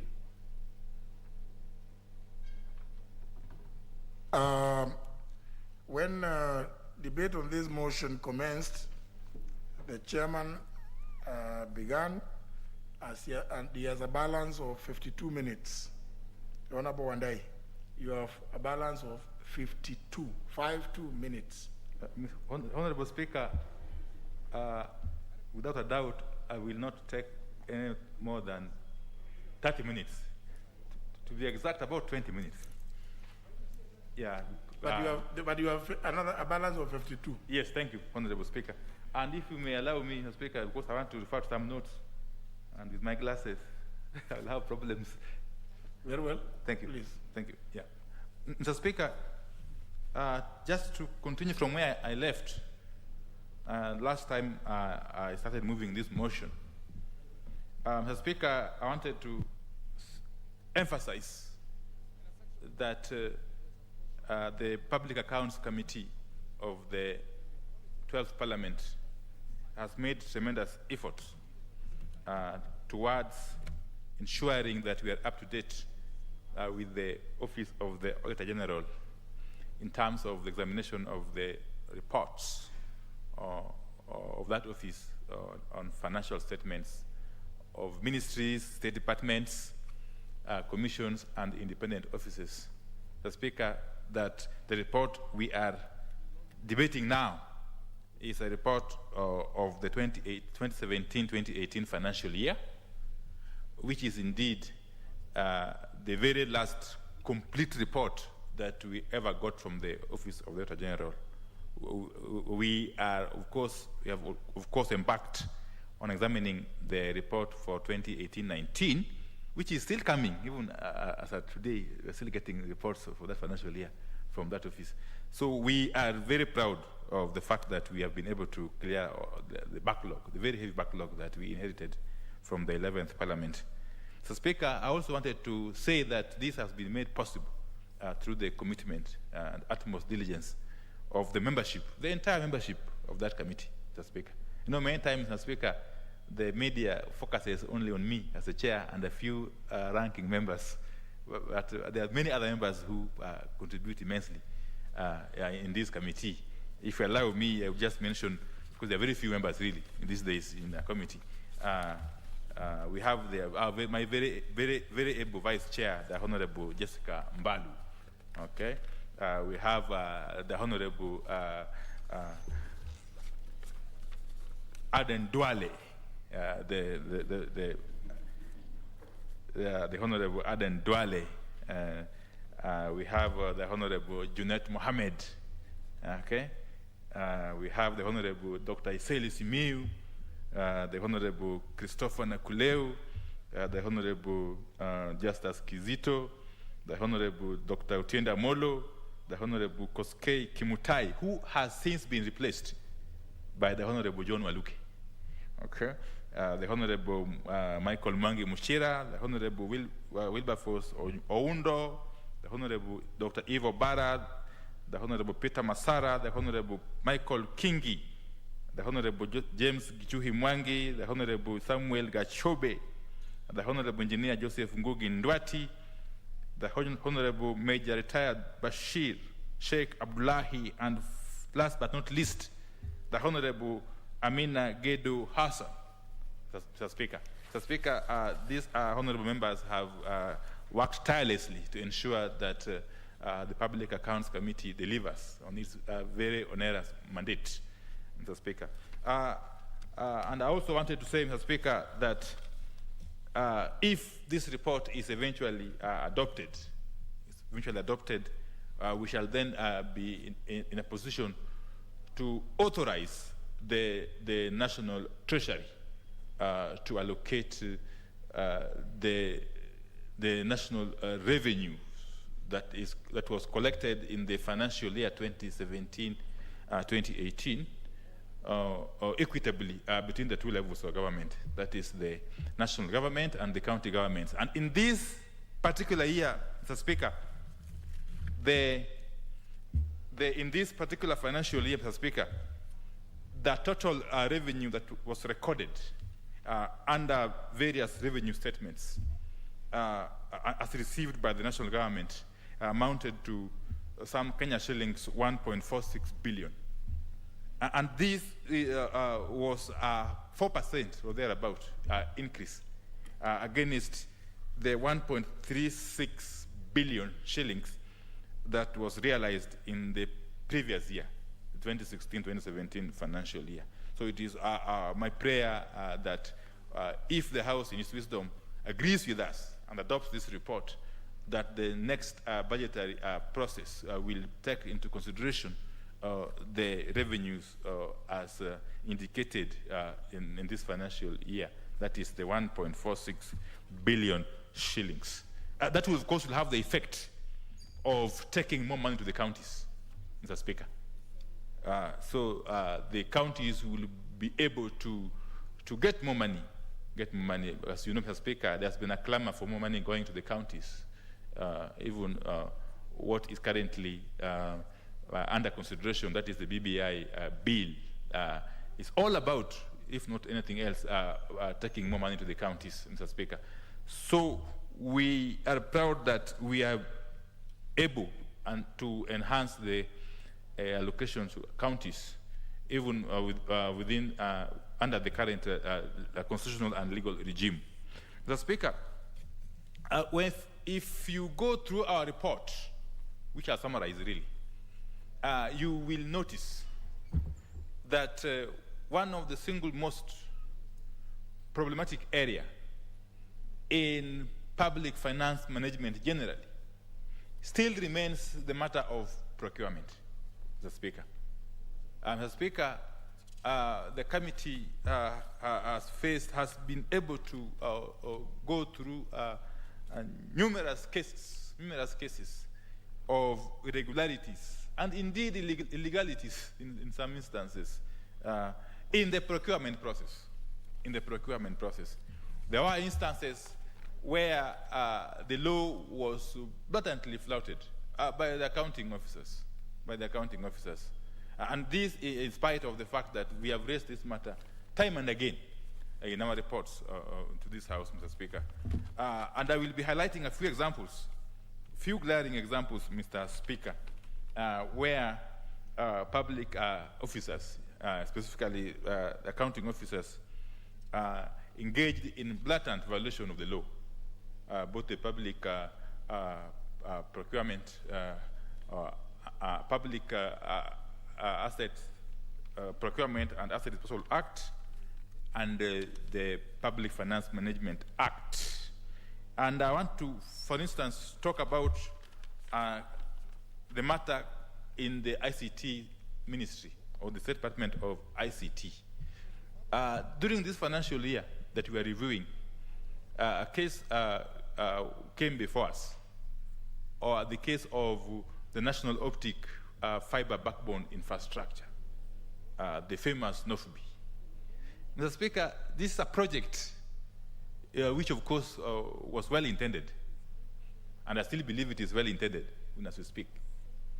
But it's a project that has cost taxpayers a whopping 21 billion shillings, okay, and still counting, really, because the last phase of it is still under implementation. Mr. Speaker, this is one project that was conceived and implemented in a most opaque manner and in blatant disregard of the existing laws, Mr. Speaker. If you look at the first phase of this project, which cost taxpayers 4.2 billion shillings. For those who may not know, this is a project that was supposed to enhance the connectivity, the internet connectivity across the country, okay? To lay out down the trunks, the infrastructure, the highways for internet from Nairobi to the countryside. Mr. Speaker, the first phase of this project, which cost taxpayers 4.2 billion, and was indeed funded fully by the government of Kenya, this 4.2 billion component. There was some attempt to undertake open tendering exercise or process. And as a result of this, 3 companies were contracted. That is Huawei, a company from China, and 2 other local companies were contracted to undertake this project. But then, Mr. Speaker, when this project entered the second phase, which cost taxpayers 7.2 billion shillings, there is no evidence whatsoever how the eventual the company that was eventually contracted was ever contracted. There was no evidence how this company came on board. We have labored through and through to find out how this company came on board. Incidentally, this is the same company that also did the first project, first phase. That is Huawei Technologies.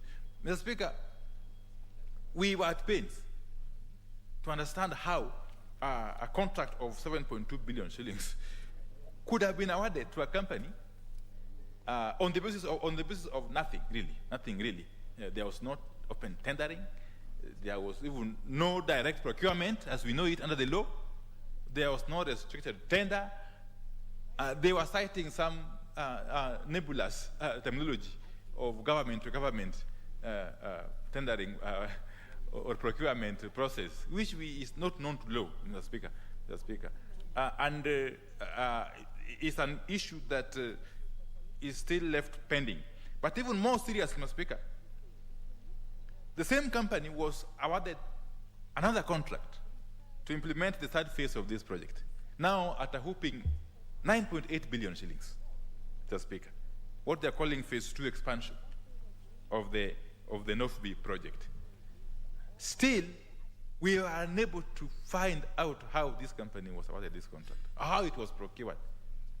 Indeed, for both phase 2 and phase 2 expansion of this project, the company that was awarded the contract was even unable to produce a letter of award. We struggled to get this letter of award that was given to this company. We couldn't lay our hands on any, Mr. Speaker.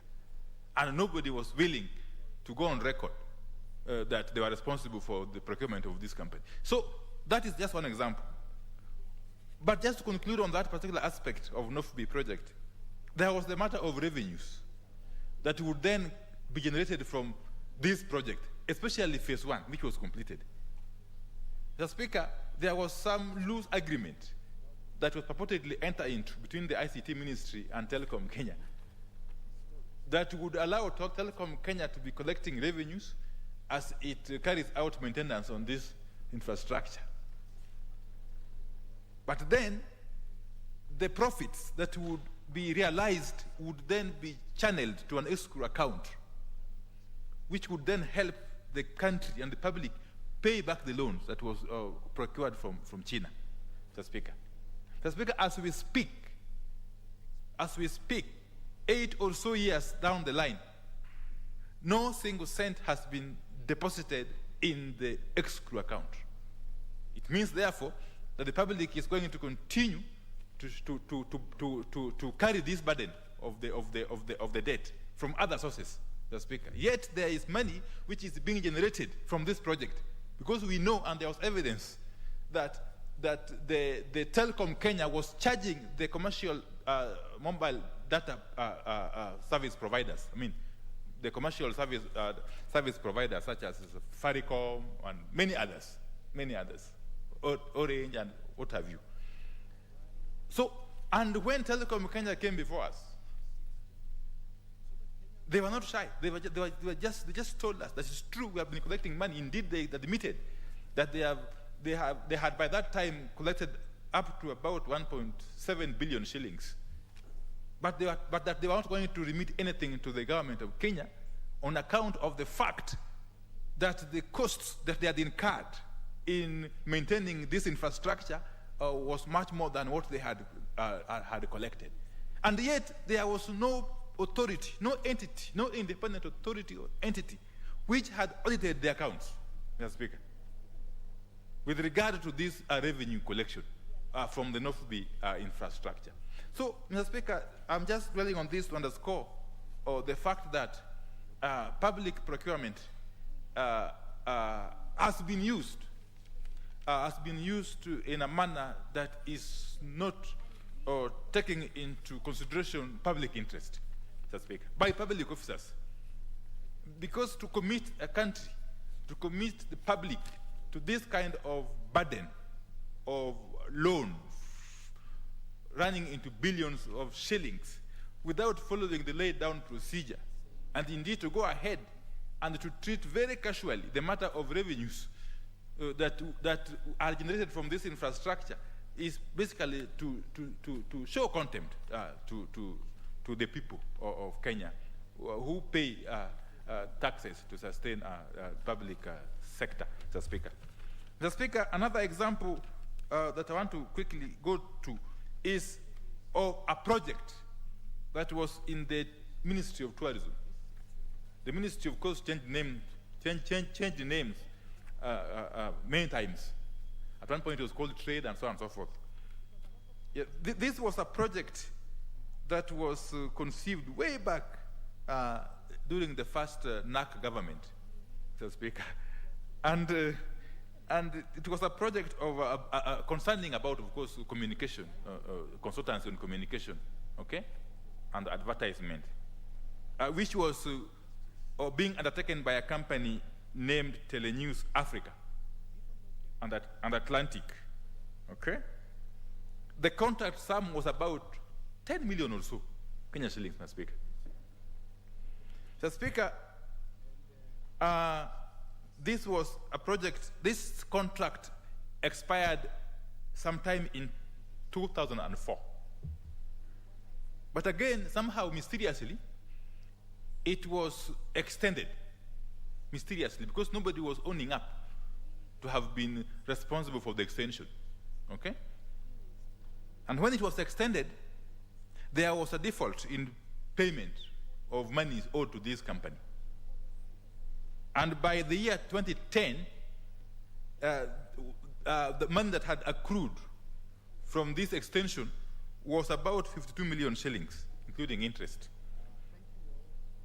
So in 2012, this company went to court, of course, demanding to be paid this money.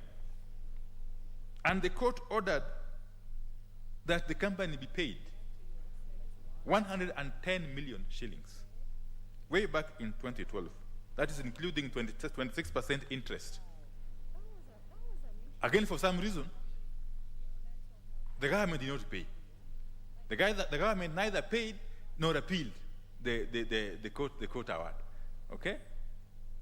So come 2017, I think through the advice of the Attorney General then, the government paid about 285 million shillings because the interest continued to accrue. Remember, this is a contract which was originally 10 million shillings. Okay? The work had been completed, and yet the money continued to grow on account of failure by government officials to pay up and or appeal against our court award, Mr. Speaker. So, as we speak, the company is still owed about 70 million shillings, which is still pursuing with the State Department responsible. Okay? And that tells you, Mr. Speaker, what really goes on in public finance management. If officers decide to basically conspire, if I may call it so, to conspire with the third parties to defraud the public of their money, Mr. Speaker, and nothing is done against them, then this is the kind of result you end up with, Mr. Speaker. Another example, of course, as I conclude, is a project that was supposed to prepare our stadia, about 5 of them, okay, including Nyayo, Kasarani, and the rest, and Meru, what have you, for some continental games that were supposed to be conducted, to be held in Kenya, or to be hosted by Kenya in the year 2008. Mr. Speaker, 2 companies were contracted. One, going by the name Gregory International, was supposed to basically plant grass, for lack of better terminology, yes, in the stadia, okay, and to have them ready for these games. The company did some work, of course, not fully, not completely, and then there was problem with payment, and the company, of course, eventually went to court, okay, and the matter is still lying in court. The work was not completed, money was paid out, running into hundreds of million shillings. The government risks paying more money if the court awards, rules in favor of the company. But more critically, the second company that was contracted at the same time, going by the name Auditel Engineering Limited, was contracted to fix security gadgets or systems in the stadia. Now, this company, nobody knows how, again, it came on board. There's no evidence whatsoever how it was procured. There is no evidence whatsoever, not even a contract. We are unable to see even the contract that was signed by the government with this company. But to make matters worse, Mr. Speaker, this company was given a down payment of Kenya shillings 330 million, Mr. Speaker. And on receiving this down payment, Mr. Speaker, this company literally vanished in air, thin air. Mr. Speaker, that was 2009, thereabout. Okay, by the time it was vanishing. Of course, the contract was supposed to have been signed in 2007 and 2008. So the company received the money, and disappeared. It has got no known local address. Even attempts to trace its owners overseas were futile. The committee was unable to locate its whereabouts, the Speaker, be it locally or overseas.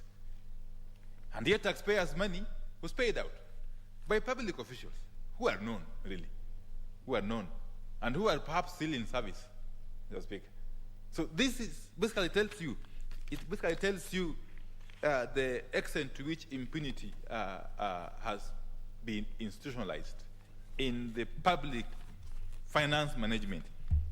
And it would be an understatement, Mr. Speaker, if I said that all these that I've mentioned, these 3 or so cases, are just but the tip of the iceberg. If you read through our report, which is almost 1,000 pages, you will be shocked. And corruption consistently followed where money was in the public sector. So the state departments that got higher, more allocation for development budget, that's where corruption followed. In other words, corruption was directly proportional to the amount of money allocated in terms for development. Okay, when a state department has got no money for development, you expect no corruption. But when you give a state department more money for development, you increase chances for corruption to flourish.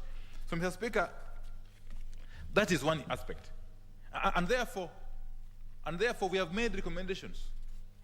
We have made recommendations, both general and specific, okay, recommendations that we believe, if implemented, would, to an extent, deal with this menace, Mr. Speaker. Mr. Speaker, the other issue that I cannot fail to mention is the matter of the National Land Commission. Mr. Speaker, under the law, specifically under the Land Act 2012, the National Land Commission has got a responsibility, mandate, to pay on behalf of government entities that are intent on acquiring land for purposes of implementing public projects, so to speak. And the law is very clear in its original form and in the amended form, so to speak. Very, very clear on what steps need to be followed, both by the acquiring entities and the National Land Commission, to ensure that taxpayers' money is safeguarded, so to speak. But what have we seen, Mr. Speaker? It's a litany of violation and abuse of the process as laid out under the law, so to speak, under both the Land Act 2012 and the National Land Commission Act, so to speak. There are many instances where entities would just write letters to the NLC asking it to acquire on their behalf certain parcels of land. And then the NLC would swing into action and very, very quickly ask the entity to deposit money for land compensation and rush through the process of land valuation. Indeed, proceed to carry out valuation using its own valuers. Okay? In some instances, some private valuers would be used, okay, under unexplained circumstances. But more interestingly, when you wanted to look at these land valuation reports, we saw wonders, Mr. Speaker. Either they were unsigned, which means nobody owned them, they were undated, okay, and in some instances, they were missing. They weren't there. And yet money had been paid out to private persons or people claiming to own land, okay?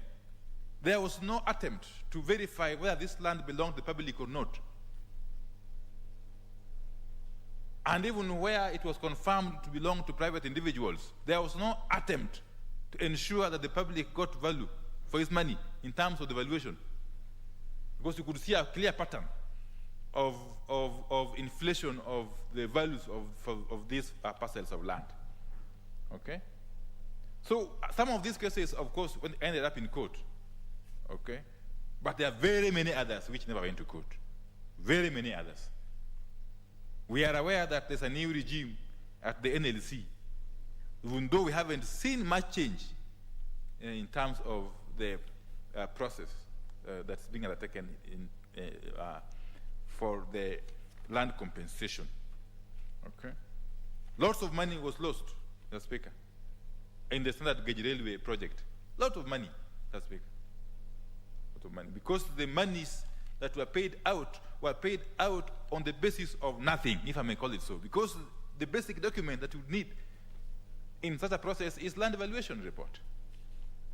But where those reports are either non-existent or they are not owned by way of signatures, then it means money was just paid out arbitrarily.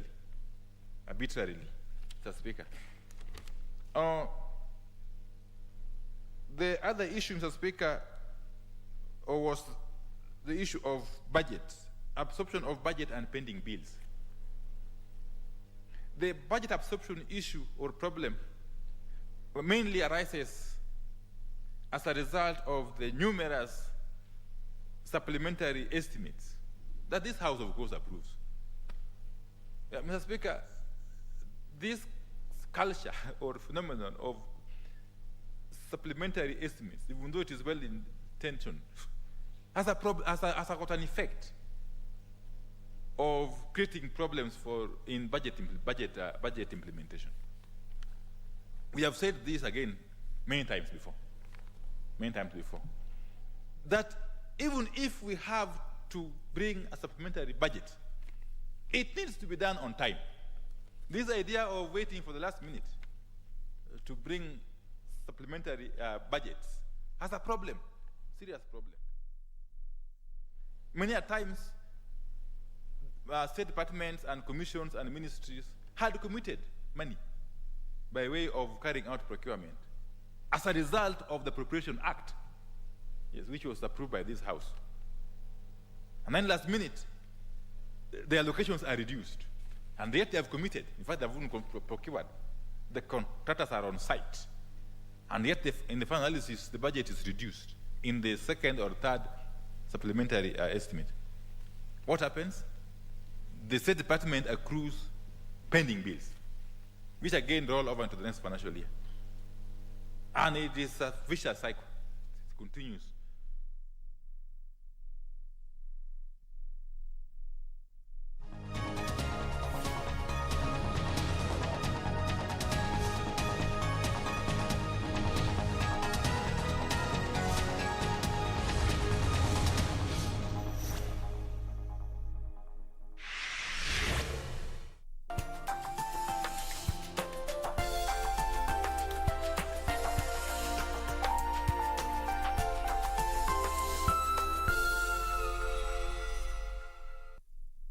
Tonight on KBC Channel 1. Was it you? He has a gift for you. Take a look. What's wrong? You said Yuko abandoned him and his mom, and that's why his mom died. Is that right? Can you see me, Daddy? I'm on the big wheel. Can you see me, Dad? Can you see me? Can you see me? Can you see me? Dad, did you abandon me and Mom? Peter Shaw? Wake up! Don't scare me! Are you okay?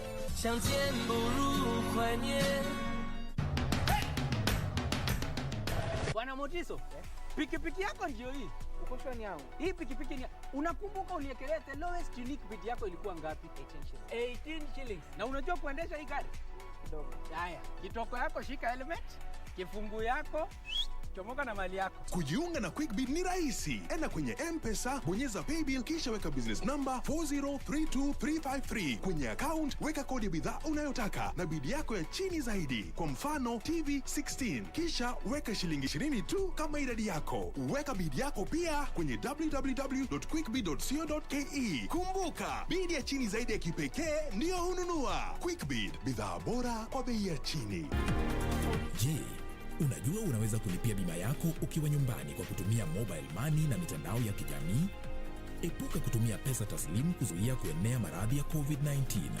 Kaa nyumbani, kaa salama, okoa maisha. Sasa umejua. IRA, bima bora kwa taifa.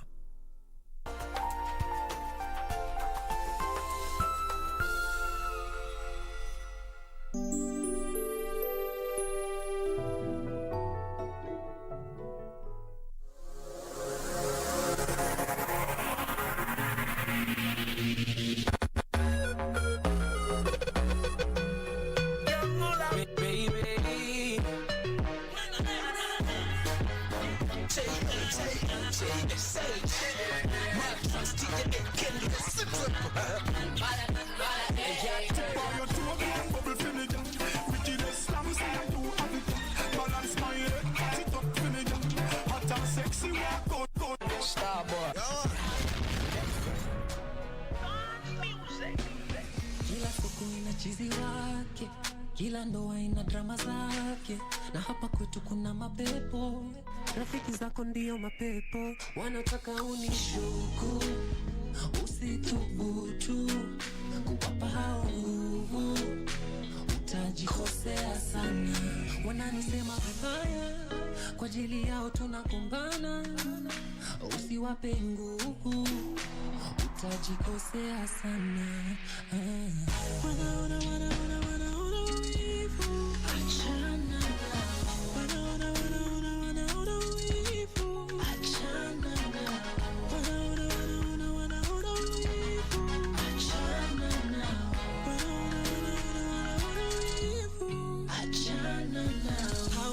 marafiki hawajui unachohisi, hawaoni unachoona. Jamani, usizamishe meli, usitoroke penzi, usiniache mimi matani. Moyo wangu ni mwepesi,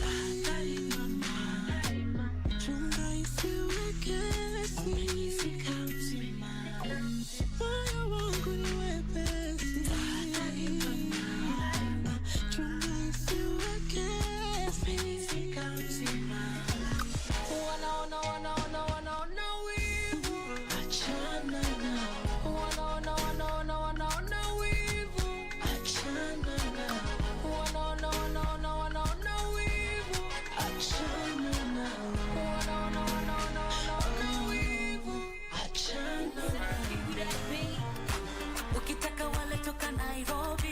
Ukitaka wale toka pwani, yale mtoka vitongojini cha Tuana, usiongope, yeah. Usiongope, yeah. Wanasemaga haya vihua, mimi na Bogi tumetua, leta vinywaji vya kishua, brandi zetu wanajua. Leo kuna form, kuna hela, huko kumechrome kama jela. Piga zungusha vela, tuko na maodi na makwela. Ukitaka wale toka Nairobi, ukitaka wale toka pwani, yale mtoka vitongojini cha Tuana, usiongope, yeah. Usiongope, yeah. Nataka kwa ila tutawapa joto. Switch your cameras on, kuja tupige photo. Tumejiandaa sawa tupo fiti. Ita lukutiki, we do it big. Wacha tupewe, tunajipa sherehe. Shida zote tupa kule, wacha drinks imwagike. Leo kuna form, kuna hela, huko kumechrome kama jela. Piga zungusha vela, tuko na maodi na makwela. Ukitaka wale toka Nairobi, ukitaka wale toka pwani, yale mtoka vitongojini cha Tuana, usiongope,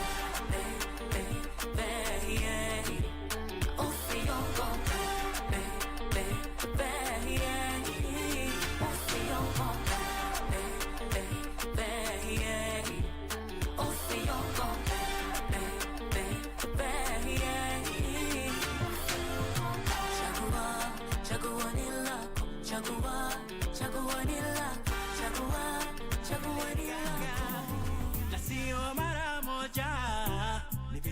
unafanyaga vindu vichenjanga. Juzi kwa mama pima nilikupatanga na yule jamaa wa boda boda kijana manyanga, na ile minofu ya nyama choma vile mulitafunanga. Ukinicheki unajifichanga, na sio mara moja, ni vitu unafanyanga. Vindu vichenjanga, vindu vichenjanga. Beti kama karanga nimekuchambuanga, vile umenicheza karata umenishafulanga. Kama Yosembe Viva na Banta vile michezo tulichezanga. Ajua si unanizungushanga, baby girl jua vindu vichenjanga.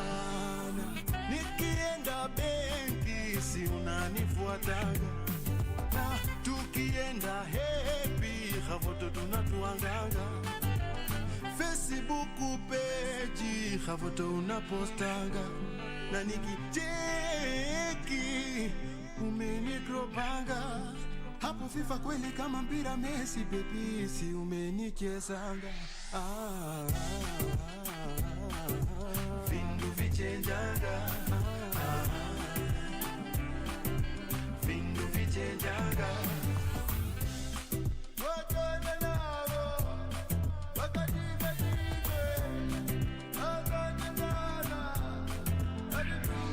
I'm gonna do you a witchy hunting nikupate, na utajua kwamba chapati ni mukate. I'm gonna do you a witchy hunting